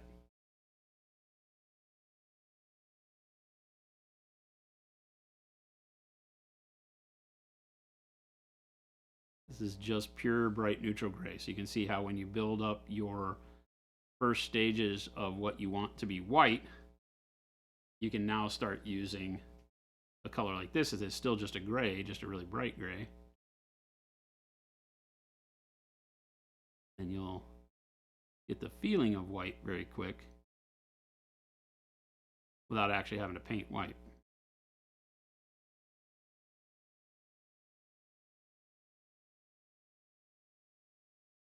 Which is good for a bunch of reasons, because it saves you the hassle of not knowing how to highlight things when you've painted them white, because you can't highlight white. Nothing's brighter.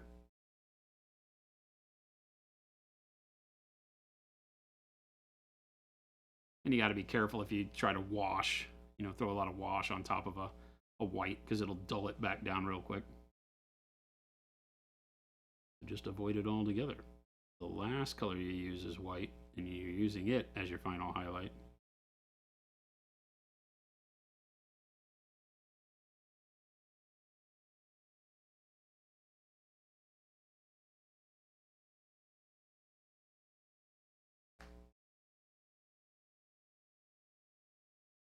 You don't have to stick around if you gotta go.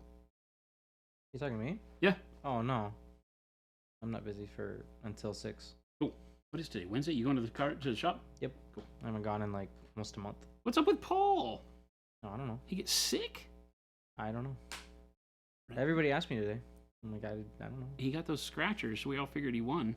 No, I scratched them for him. We were like, He's oh, like, I don't know how to do these. he got scratchers. Yeah, he got $6 on one of them, but I think Gabe said he got like 10 yeah, on his. he got $6 on like a $2 ticket, and then nothing on the others. Jen had like, I guess she didn't know what she was doing when she bought them, because we never do that. Mm-hmm. And so she wound up with like an extra one. She had an odd number, so she didn't give it out. And it was there at the house, and she goes, do it. I go, I have no idea what this is. And I ran away. So you haven't done it yet? No, it's sitting on the counter. I'll bring it up here for you. If it wins $1 million, we split it. That's actually, I didn't say this. That's actually why I told Paul to steal my scratchers.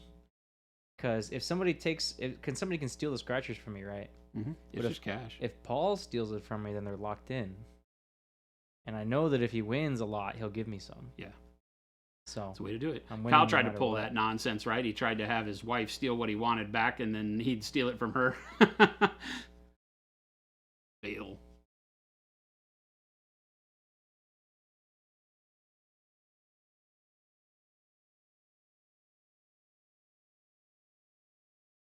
Game Relay says, this is the danger of Monument Hobby streams. Talk about Malort and Jay Money for an hour, and then Jason casually drops a really useful piece of painting advice. Yep. You never know what you're going to get when you're going to get it. But we have white on Captain America, and we haven't used white. The eye associates white with just the brightest thing you're going to see, because that's generally what you get, right? And so if you just make the brightest thing you're going to see not quite as bright as white, you fool the eye. The brain's smart, but it ain't that smart.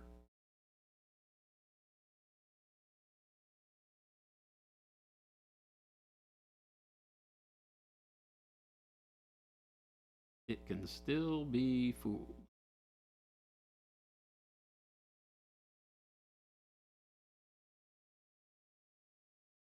And it gives us a good way to get like a dirty shadow on there with the grays. You can do this with any color, though. You've seen me do whites with green, underpinning, browns, you name it.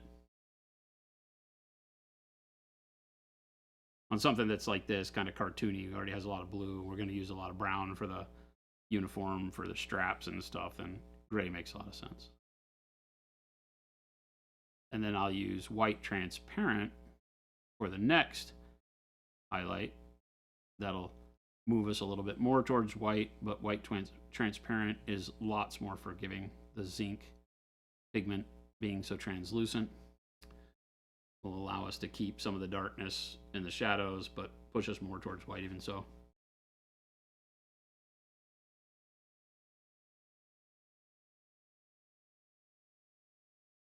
I saw somebody the other day who posted on Instagram, and somebody was like, "Oh my gosh, how'd you do that white?" And they were like, "Monument Hobbies, bright neutral gray." And I felt a little pang of pride. I was like, this person gets it.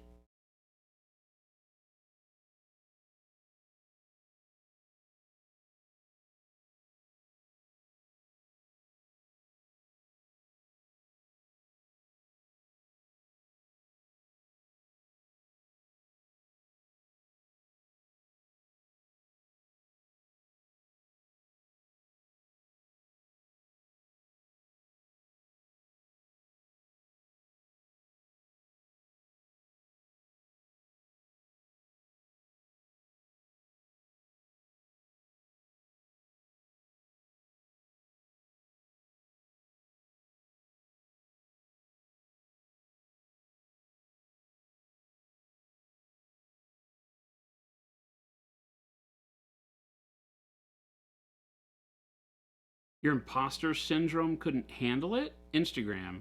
Ghost Hunter, why does that bring about imposter syndrome?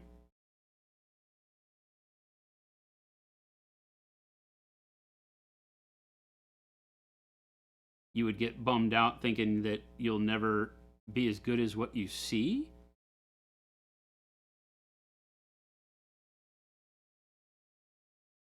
One of the biggest issues with, I guess, anything, right? I mean, obviously, we're the closest to miniature painting, and you can go out into the world and find such amazing content these days.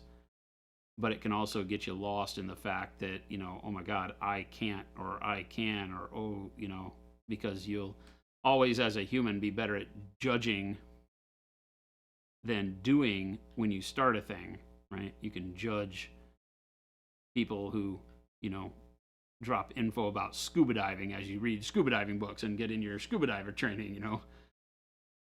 And so it's easy as an artist to look at all of the stuff you'll find on Instagram and such and immediately just be like, you know, oh my God, you know, I've bitten off more than I can chew. But your artistic, with art especially, man, your journey is your own. You know, pace yourself.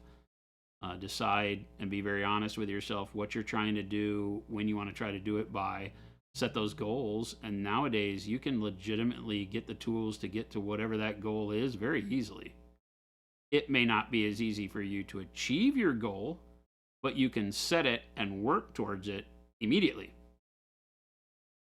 Do every Patreon that's out there, right? Streams like this, whatever you need to do.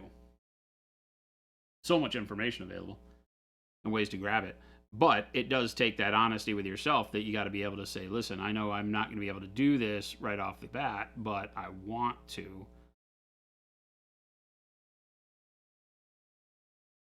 Got Raiders from AC Miniatures. Aaron! What's going on, man? Hello, Raiders. Mini Cap. Hey, What's going on, buddy? somebody likes us. How you been? Welcome, everybody. Hope you're having a wonderful night. We're running a little bit late over here, having some fun.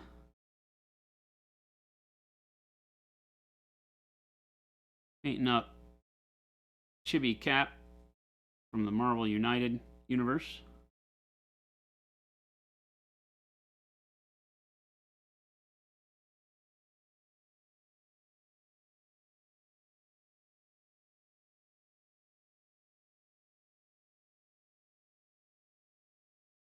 We got Jacob, the chair guy, hanging out with us. What are they calling you now? Jumpin' J Money. Jumpin' J Money, the chair guy, hanging out with us.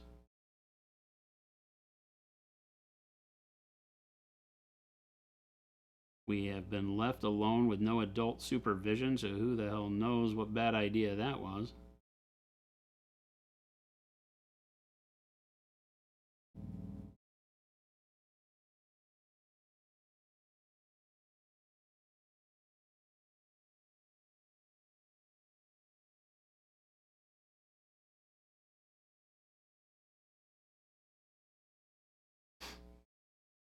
Just chipping away at Horus.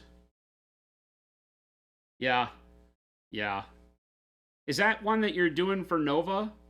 Is that what I remember? Horus is a pain, man. When Jordan and I did the Horus challenge, we both painted Horus and the new one, Horus Ascended or whatever he is. And it was a great model, had a ton of fun with it until the doohickey detail part. And I got really over that quick, man.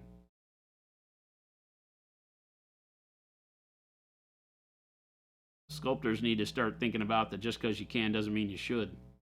Take it to heart, buddy.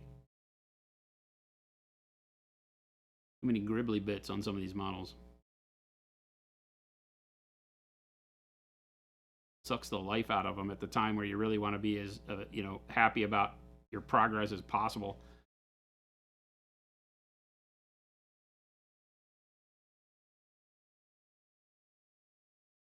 Nova was Fulgrim. Okay, gotcha. I thought it was a reverse. I thought Horus was.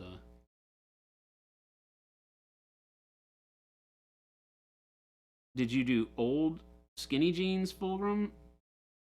Because you didn't do the new Fulgrim for Nova, did you?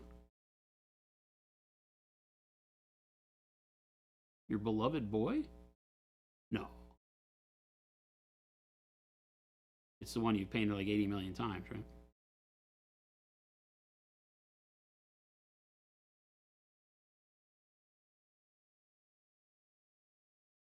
Emo skinny jeans, yeah.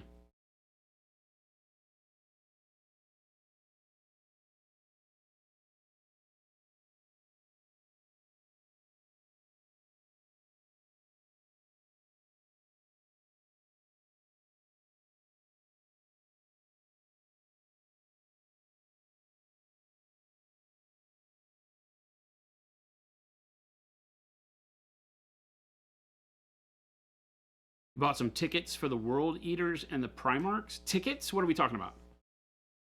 Oh, the army for Nova. I have not looked at them. Is there a good-looking World Eaters army on there?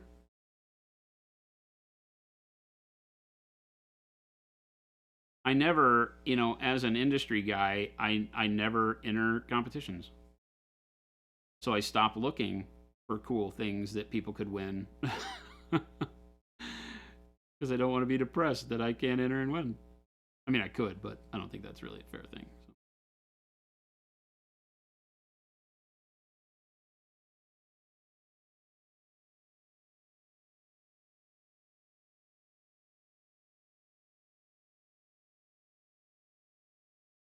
When we did that Dark Age, those of you who've been around here a long time ago, we did a Dark Age 2-player set. Dave Taylor and I, he painted I forget what it was, what the race or faction that he painted was, and I painted the Dragiri Icecast when they came out with them, and that was a lot of fun. And I wanted to buy tickets to win our own stuff because I liked what Dave painted. I was gonna enter and win, hopefully win, and it turns out one of our viewers won, which was awesome.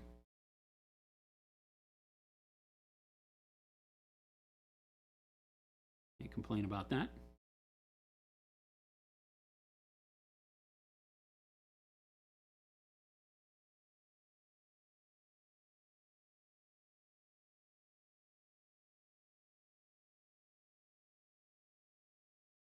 Everybody's week is kicked off right. Excited for the holidays if you're into that sort of thing.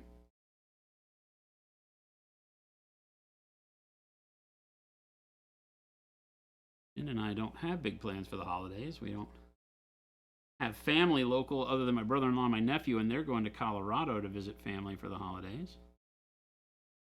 Hoping that my mom comes and visits after the holidays. That'll be cool. We'll be sitting around here. We will keep our stream times normal for next week other than Monday. We're going to take Monday off, obviously. Then we'll be back at it Tuesday. We'll have some guests since Jordan is off visiting family for the holidays as well. We'll have some guests in here painting with me. Gabe, who is our stand-in producer, I guess you'd say, Gabe. will be painting with me this Friday. Shelby, who you guys know and love, she will be in painting with me next Wednesday, I believe. And then the lovely Jen will be painting with us. Yes, that's right. Jen is going to come paint again. We'll be painting next Friday with Shelby on the 1s and 2s, doing the producing. Give Shelby a little training on. She's shown interest in wanting to produce the show. I think that's cool. We'll have some fun through the holidays.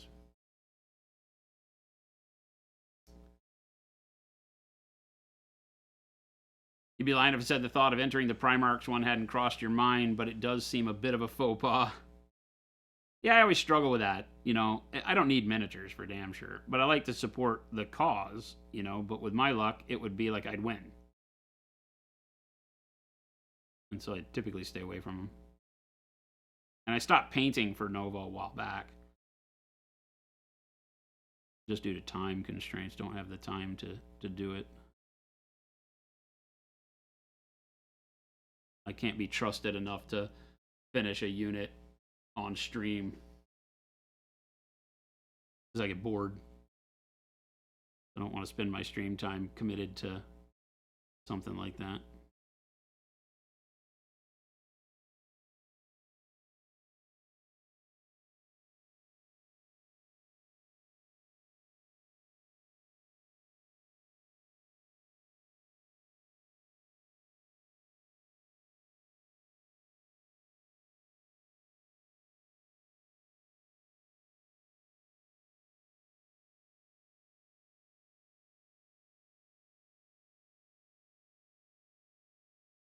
These are fun models. Never painted them, even if you don't like chibis. These are just fun models to paint. They've got, you know, crisp enough detail to be fun, but not so bad that you feel like we were talking about, there's not so many millions of gribblies you got to focus on.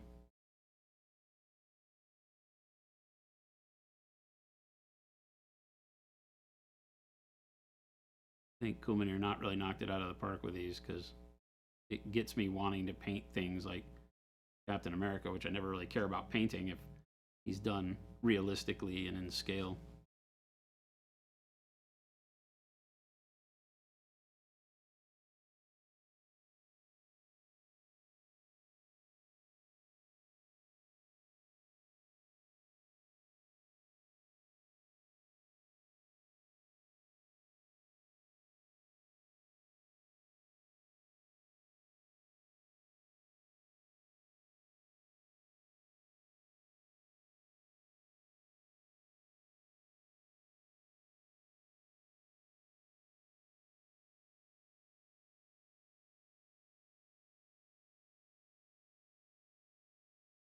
I've only ever really painted one of these before, and as I showed earlier, we did it without any blending. We did Thanos way back when these first came out, and I was showing people how to do more of a cartoony style with no blending at all. We didn't blend a damn thing on him, and it takes a lot of effort to do that. It takes longer to think about doing that than it does to just paint regular. So I'm doing Cap and Red Skull. I'm painting them up in duos, you know, hero-villain duos that I snagged. Cool Mini or Not sent us everything they've ever made, I think. I don't know that there's a game they didn't send us. So we literally have everything.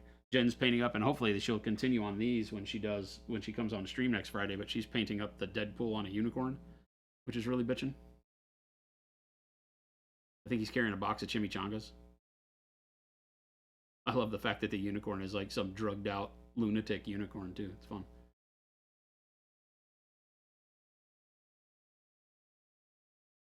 Ghost Hunter says, can we pool together 1 million stream points to get a new color? No. I mean, you can. Like I said, you can. Yes. You can spend 1 million points to choose the next Pro Acryl color. There will be a caveat, and that caveat is that we're not going to do it. So there you go. We don't promise that we'll do it. Let's leave it like that. Did they send you Rivet Wars, Ghost Hunter? No, because that's not in production anymore, but we have some Rivet Wars around here. Like, I have a lot more Rivet Wars someplace. Or, you know what? I think I gave away everything I didn't like. Because the normal foot troops and stuff aren't that interesting, but the tanks are really bitching. That was way back on the stream when we did giveaways all the time. And so I think I gave away all the foot troop and like machine gun teams and that type of stuff. All I had were the tanks, maybe an airplane or two. I don't remember.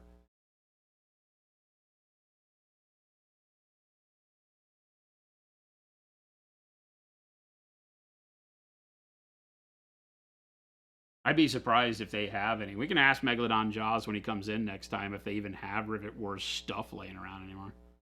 I think they just distributed it back then, didn't they? Or did they make it? I don't remember.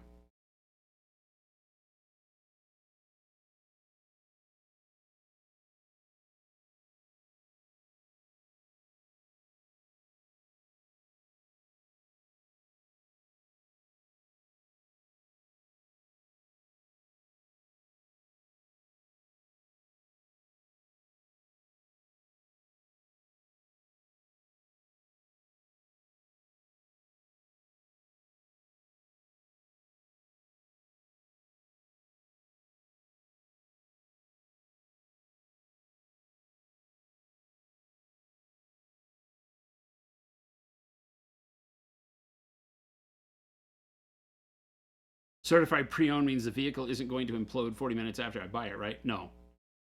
It means that if it does implode 40 minutes after you buy it, they invoke the no lemon law in your state, and you're screwed.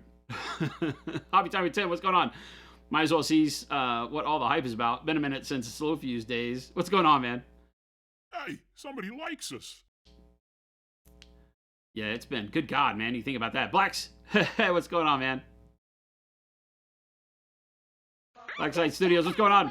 Malev, what's going on, Pipples? Good to see you. The BSS team is in here. Thank you for the raid. What's going on, everybody? Painting Chibi Captain America today.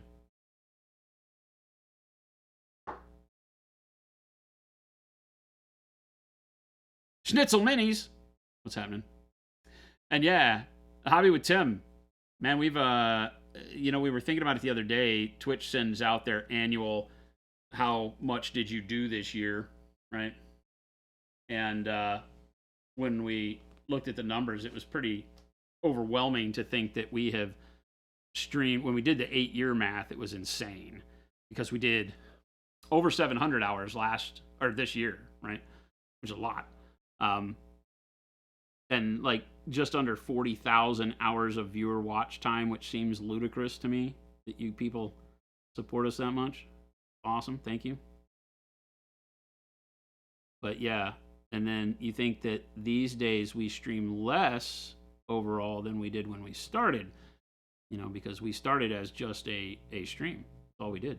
There were times where we streamed for 8 hours a day.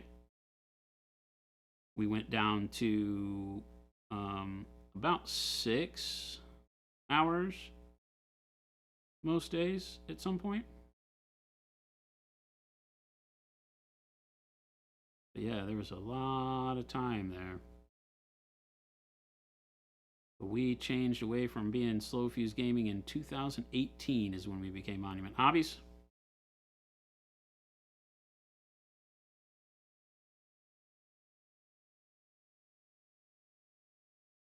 A long time ago.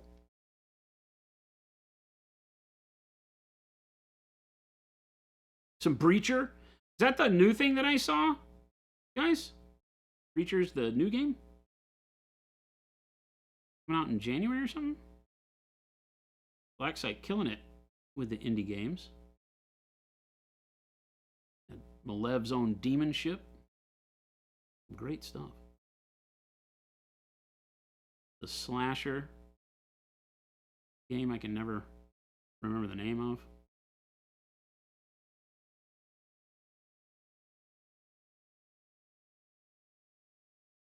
I always want to say Alone in the Dark. That's not it.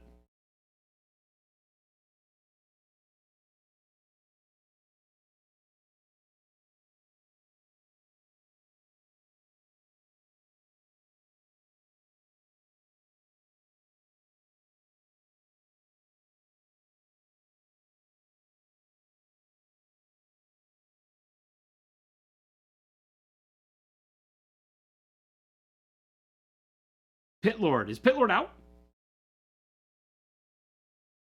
Game delay, yeah. Demon Ship is Malev. Pit Lord, yep.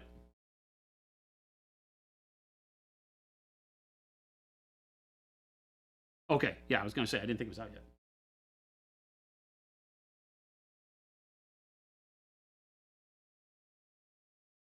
We've got our first game dropping in March. It's in production right now.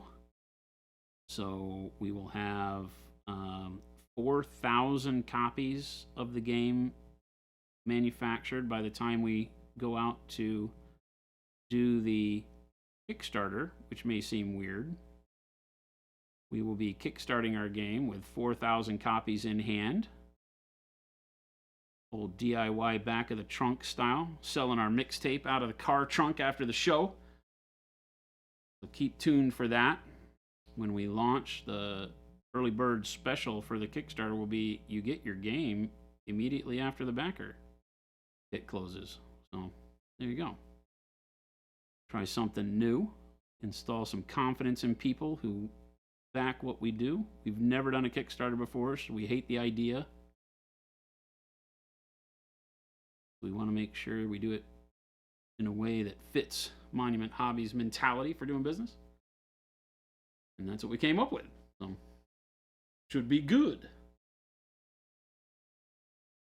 So much cool stuff, so little space left at home. Hobby Time and Tim, you did a Kickstarter, you still hate it. You did one that you kickstarted something of your own or backed one?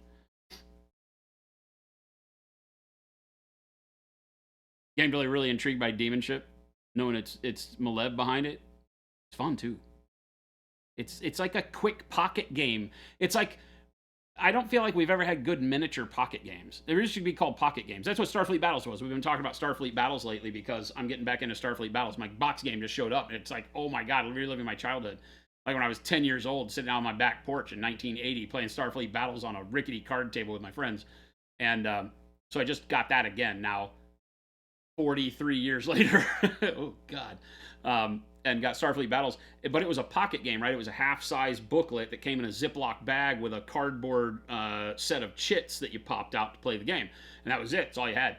So there weren't really miniature games that were pocket games because there weren't a lot of miniatures you could buy. You could buy Grenadier and Ralpartha D&D style miniatures, but there weren't a whole lot of choices, right? And they were all like right out of the D&D book, so not a lot of variation back then. And this is before Citadel was really making anything of note, and especially not anything you could get in variety here in the States. And so, you know, when I was going through all of that and started finding miniatures, I've always thought that, man, it would be neat to have pocket miniature games. And so Demon Ship is a pocket miniature game. It's great.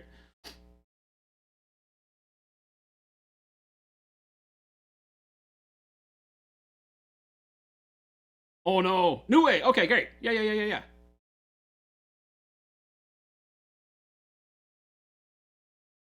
Your Heart Sony says, how am I going to buy all your games? Woody has one too. Well, the good thing is, it's like, you know, when you're talking about, I can't speak for BSS's games entirely, but they're very affordable, right? You know, our first game is $35 if you just get the game. If you want to start getting the miniatures, which the miniatures are 75 millimeter artistic miniatures for painting, they're fun, and they can be used in the game, but the game doesn't require them, right? The game has cards that represent the characters that you fight with, and each player only gets 2. But there's special cards that come with the miniatures that have a spot where you put the miniature on the card, so it operates the same way. And you know, those are gonna be cool, but you don't have to have them. And the miniatures, I don't have a price for the miniatures yet. The miniatures might be as much as the game each, kind of a thing, but we're trying to do it to where we can price it to where you'll get a set of the miniatures, 3. I think we'll release them in sets of 3. And so we'll have in the starter game, there's 9 characters, so you get 3 sets of 3 miniatures, and we're trying to do them in bundles like that for the Kickstarter, so they're relatively cost effective. But they'll be cool miniatures, you know, they're 75 millimeters, so they're big. You know, they're bigger than Dreadnought, or they're, you know, roughly Dreadnought style size. You know, so they're big dudes, and they're fun. They're angels and demons and gods and satyrs and crazy stuff. So, not really satyrs.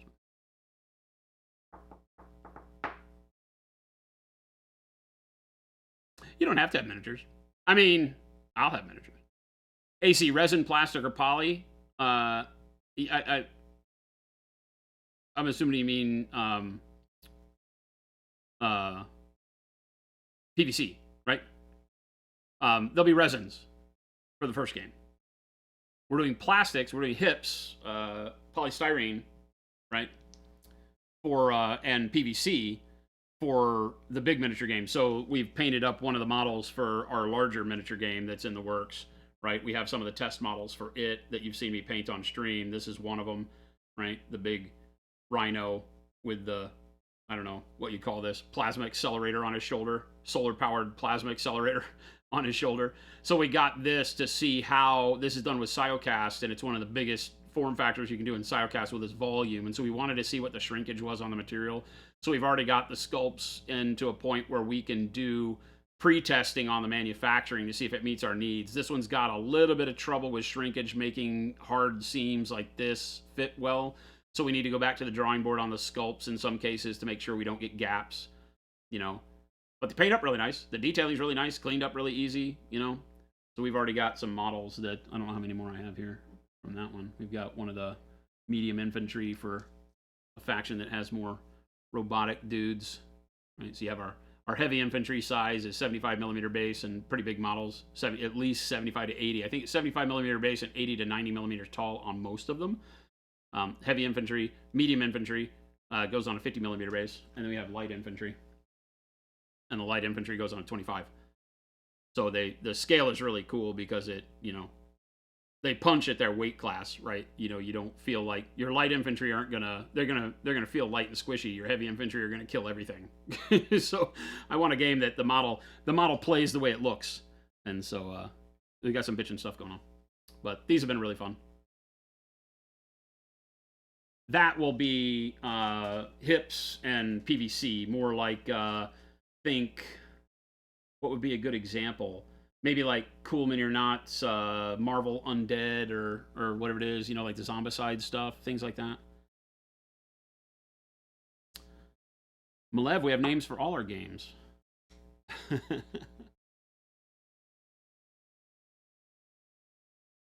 Soundcast has come a long way. It's still injection resin, and it still can't do everything you want it to do, and I don't think it ever will. They might come up with new materials, but at some point in time, you become high-impact polystyrene, you become plastics, right? You become what we look at for Bandai and GW and all that. It's just the way it works. You have to get something that is viscous enough, or it has a low enough viscosity to make fine detail under not ridiculous earth-crushing pressures, right? And resin just won't do that. They can't push enough pressure through their machine for Cyocast right now to do what you need to have it done at our end for doing larger models. They just can't move that much material with that machine. And once you do, you now have to spend the money that you would be doing for plastics anyway. So why would you do that? Why would you use Cyocast? It doesn't cost a fortune to do injection molded plastics. It's just the processing of it becomes much harder for the mold. You have to have full CNC capabilities to do, like, you know, all the mold, or work with somebody that does, and that's where all that cost comes in, right? Is that you have to either make up the cost of a multi-$100,000 CNC machine to do it yourself, plus a person that you have to pay to do it that doesn't come cheap, or you have to pay for somebody else to own that machine by having them do it. So, you know, whereas the Cyocast, really the cost effectiveness is on the vulcanized silicone molds, right?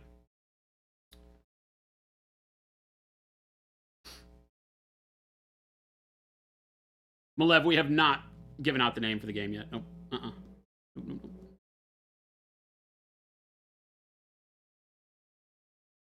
You made your order this morning, James, and you just checked your personal email and saw that number 4 sables are back in stock this afternoon. Time to make a second order. If you do, have you gotten a shipping notice on your first order, James? If not, on your second order in the notes section, right, put that you'd like to have them combined. And also, I would say send an email to support saying, hey, I placed a second order. Can you combine them? Sometimes the notes section doesn't show up for some reason, depending on how you do your payment processing. I think it might be PayPal messes it up. I don't remember. If you have not seen a shipping, if you ordered today, you probably haven't gotten a shipping notification. We rarely see same-day shipping at this time of year because we're so busy.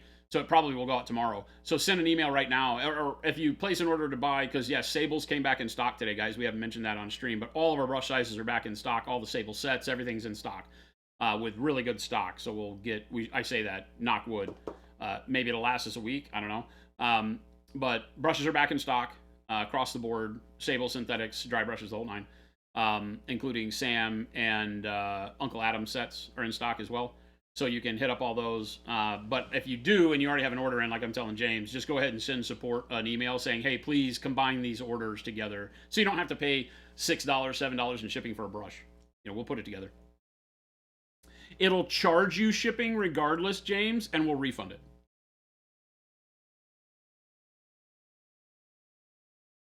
Ostino says, do these fit in the go bag? Which? What are these that we're talking about? Paints? Yes. Models?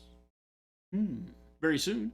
As a matter of fact, BSS Terrain, who's in the chat here, they made a kit recently that is an MDF buildable box that takes the place of one of the paint holders inside the Go Bag Evo, and it gives you a neat magnetic top shelf system that has a really cool miniature retaining system. It's got like rubber bands on the shelves, and so it has a ton of them, and you can just lift up the rubber bands to fit whatever size model you want into it. And it holds them really, really stable. They sent us a couple of them. They're great. They're great.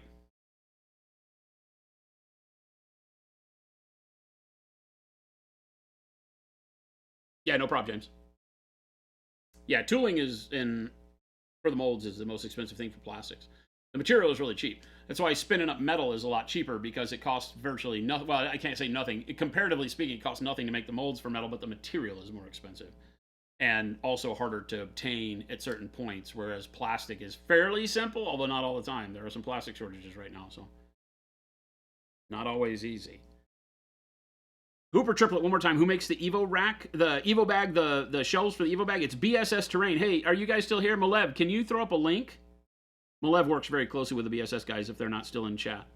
But maybe Malev can give us a link, at least to their site. It's Black Site Studios in Texas. Good people. Good people. And they love the Evo bag, so they wanted to make a way to carry minis. We also have a miniature carrying tool coming out for all of the bags. There you go. Boom.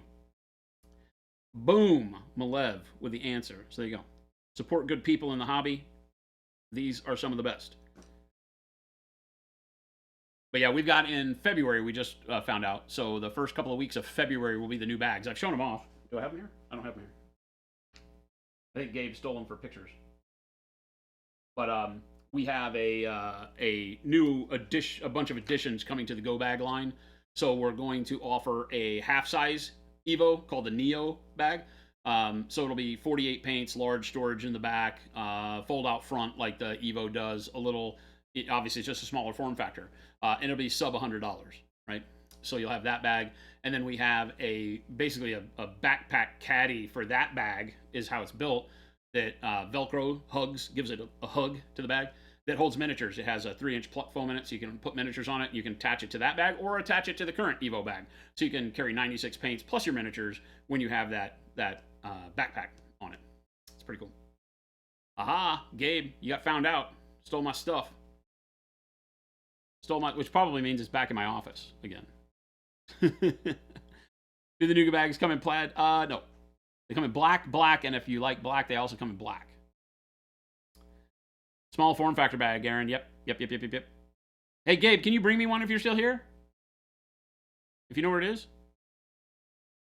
I don't think Jacob knows where it is, so I can't send him. What are we looking for? The new Go Bags? Thank you, Gabe. Bring me all 3 things if you can find them. Oh, I will, Gabe says. Gabe is very dramatic. He's very dramatic. Yeah, it's a half-size Go Bag, Aaron. Half-size compared to the Evo, right? So the Evo is about 18 inches wide, I think. Yeah, 18 inches. Is it, Gabe? I think the Evo is like 18 inches, right? I don't know. I don't know. You made it. He's like, I designed it. I should know these things. Why are you asking me? Thank you, sir. Lovely thing. Yeah. Do you want the other case thing that you were talking about a second ago from Black? Oh yeah, Site? bring the Black Site one too. It's over there, I think. Yeah. The built one. Thank you, sir. Gabe, you're a miracle worker. Oh, I know. Jacob's over here being lazy. He won't do anything for me.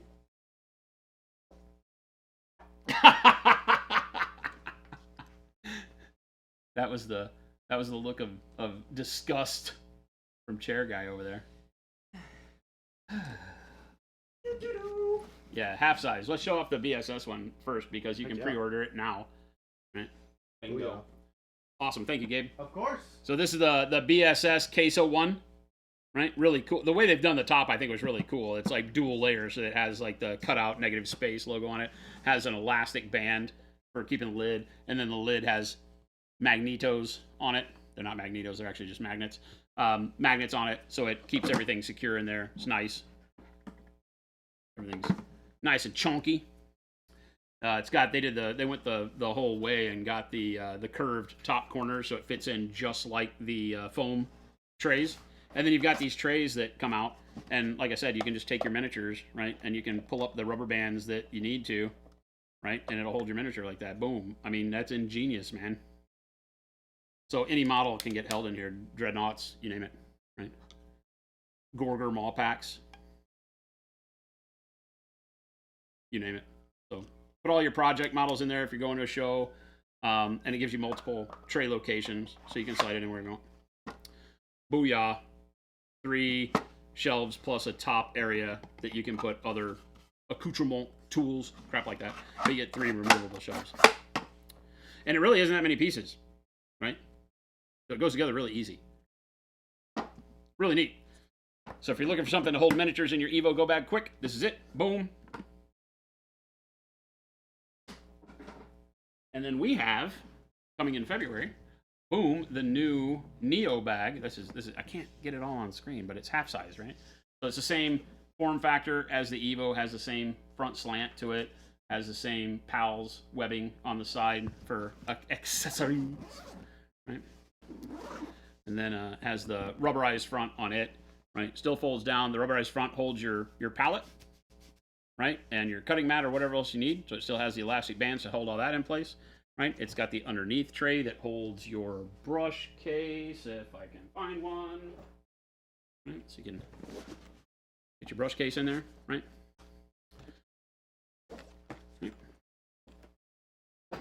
And then it holds 48 paints. It's got the same pluck foam as the Evo bag on one side. So it'll 48 paints, your brushes underneath, your palette, wet palette, dry palette, palette paper, cutting mat, whatever you need. Tools down there with your brush holder. And then on the back, a little bit different, but you've got this huge pocket. So it's like, just throw crap in there, right? Where's some texture paints? Some texture paints going there, throw a bunch of texture paints in there. It's like a bottomless hole. It's just how much crap do you want to throw in here? You just keep throwing crap in there. It holds tons and tons and tons of stuff. So.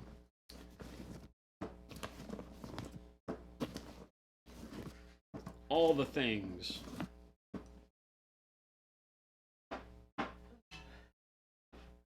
Out here. Have fun. You playing tonight, or you just hanging? Yeah. We have say goodbye to Chair Guy. Then we have this cool thing. This is Go Bag Mini. So again, we've also redone the zipper pulls on all the bags, including the Evo. So they have logos now. This is the Go Bag Mini, right? So it's a neat case. It's the same size as the foam tray, right? So just like the BSS box, this will either replace one of your foam trays. It can go inside the new Neo, or the cool thing is it's got these, the huggable arms. And the huggable arms will go on the back of the new Neo. You'll notice how on this, it has Velcro up and down the back edge on both sides. So this thing just gives the Neo a nice hug. Boom. And it becomes a backpack for the bag, right? So now you've got one bag that holds 48 paints and all your paintbrushes and stuff, and then 3-inch pluck foam of minis, and it just has the one handle, and boom, you're off and running. And that's really secure. And it'll do the same thing to the Velcro on the back of the Go Bag, the big Go Bag. You can adhere it on the back of the big Go Bag. And then it's just got pluck foam and a big, nice, cushy foam top that will compress your miniatures in there and keep them from banging around no matter how you have you plucked.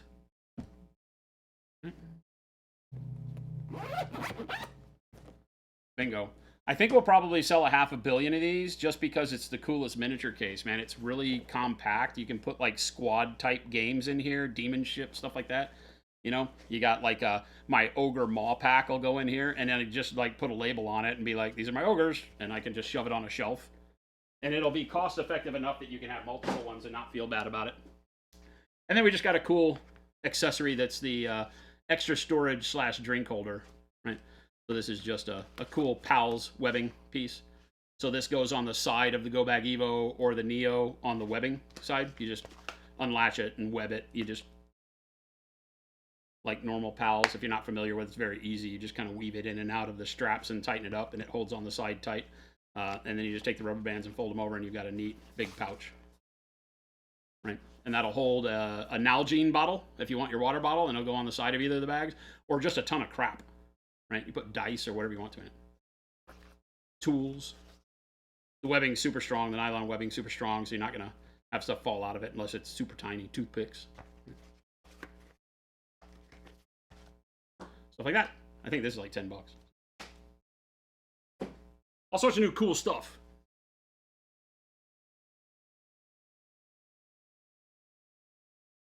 Awesome, James. Yeah, as long as you haven't gotten a shipping notification, you should be good.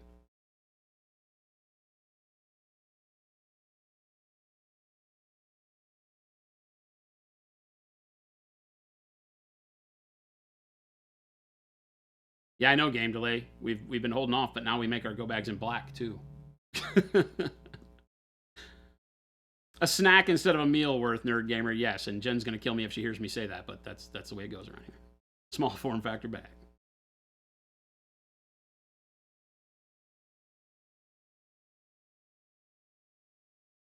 Okay. Could you get the half size bag and the mini holder, and then wait a minute? Wait a minute. The goal is for the Neo, the half-size bag, and the mini holder to be about, I want to say that winds up being about $130 for the pair. I don't have final pricing figured out yet, but that's my target, is like 125, 130, you know? So you could get, and technically the mini bag would hold if you pulled the pluck foam out, because it's removable, so you can replace your pluck foam over time. So you could put paint in it. It doesn't work as well for paint. It's really tight, but you could buy a pluck foam for $13, I think we sell them for. So you're up to $140, and then you could carry 96 paints with a small bag. Right? So it doesn't really compete with the big bag because it doesn't have the work surface. It doesn't have all the storage for lighting and all that stuff. It's still smaller, but it's a compact way to carry a lot of paint if that's what you need. We wanted it to be able to stage. So if you want to carry 96 paints, but you don't want the whole idea of the Go Bag Evo with the hard work surface and all the trays and everything that it comes with, then you can go for something like this and kind of piece it together, Lego it to where it fits your needs. Game delay. Where did I put my paints? Your lunchbox. Wait a minute. Some awesome crappy monument stuff. What are you talking about? Awesome, yes. Crappy? What?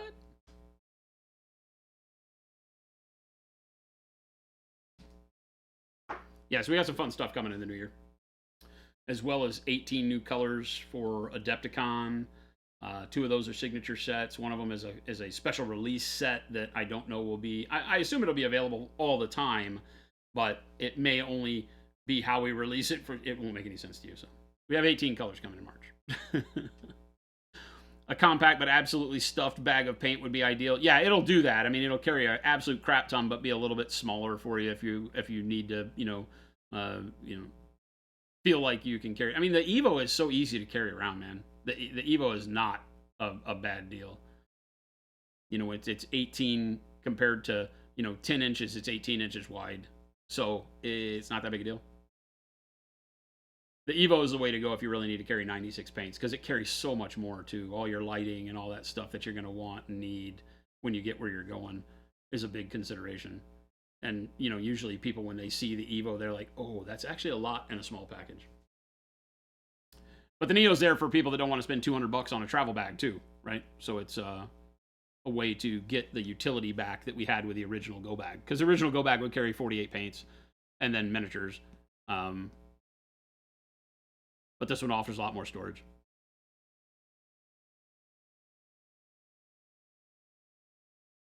I think it's it. I think we're done. We end the show on a big reveal. And I think I've done all the damage I can do to Cat for today. I got to switch colors into red if I keep going, or brown. I don't want to do that right now. So we'll do that tomorrow. Like I said, our schedule, even though Baby J is gone until the new year, I will be streaming here. I'll be solo again tomorrow. What's tomorrow? Thursday? I'll be solo again tomorrow with Jen. So it'll be Jen and I tomorrow. Maybe some guests will pop in after work. And then Friday, Gabe is going to come paint with me. So that's awesome. Our very own Gabe is going to... I don't know what the hell he's going to paint. But it'll be fun to watch Gabe paint. Have some banter going back and forth with Jen on the ones and twos over in production. And then back again on Tuesday after the Christmas weekend. And Tuesday you'll get me solo. Wednesday you'll get Shelby, our illustrious Schlebby, will be joining me. She is painting up a Mindworks model called, what is it called? Night Bells? Night Bells. Which is a vampire on top of the bell tower, which is really bitchin' model. And it's her first model. Like, it's her first start to finish model. So very daunting, but she's doing a great job. So that's going to be a lot of fun. And then Friday next week, Jen, the illustrious Jen again, who is right there in chat asking me why I'm still here. Jen will be back and be painting with us next Friday. If you don't remember the way the show started, it was Jen and I painting all the time. Well, Jen will be back painting with us next Friday with Gabe, Schlebby on the ones and twos producing. Gabe is going to teach his sister Schlebby how to produce the show. So that should be another nightmare. So join us next Friday for sure. It rhymes with Galactus. Oh my God, are you really going to paint Galactus? That's awesome if so, but I'm not going to show up. I'm going to be sick that day. So, Deadbeat's like, she caught us. She caught us. Yeah, Gabe has full rights to paint Galactus or that freaking Cthulhu monstrosity, whatever he wants. I'm not touching those things. That's not going to happen. Like somebody earlier said, I would pour house paint on them, and that would be the way that works. So, but make sure to tune in. We're going to have a lot of fun over the next week and a half as we head out through the new year. We'll probably do some giveaways, have some fun, tell some fart jokes. It'll be a good time. If you are new around here, please hit that follow button. We are Monument Hobbies. We make all these wonderful products you see. And we stream Monday through Friday, unless it's holidays. So we'll miss Christmas Monday and New Year's Monday in the following weeks. So it'll be Tuesday through Friday for the next couple of weeks. But from 2 p.m. to 4 p.m. Arizona time, Mountain Standard Time here in the States. So we stream 5 days a week. 52 freaking... Is it 52 weeks? 52 weeks a year? We stream all the damn time. We stream a lot. So come by and join us. Always welcome. We do this to help people gain a little bit of more confidence with their own painting. And we have a great community, so we'd love to see you back. The links that the wonderful Jen has thrown up there in chat are fantastic. Check out the store and the FLGS links. That'll show you where you can get Monument products, hopefully close to you with the FLGS link, or if not, direct from us at Monument HQ here. And then the YouTube link and the Discord link will get you to some wonderful video content and great community. The Discord has over 3,300 hobbyists just like yourself out there. Great for bouncing ideas off of, getting inspiration, seeing everybody's projects all the time. Fantastic community. We would love to have you over there. And then, of course, the Discord is where all of these videos that you either missed or watched through today get ported over there, as well as other tutorials and all our commercials and fun stuff so you can watch at your leisure. So thanks for hanging in with us. I'm going to find somebody to raid, so stick around for some more hobby action and show some love in the chat we wind up in, and we will see you later. Thank you for all the raids, and have a wonderful evening. I'm out.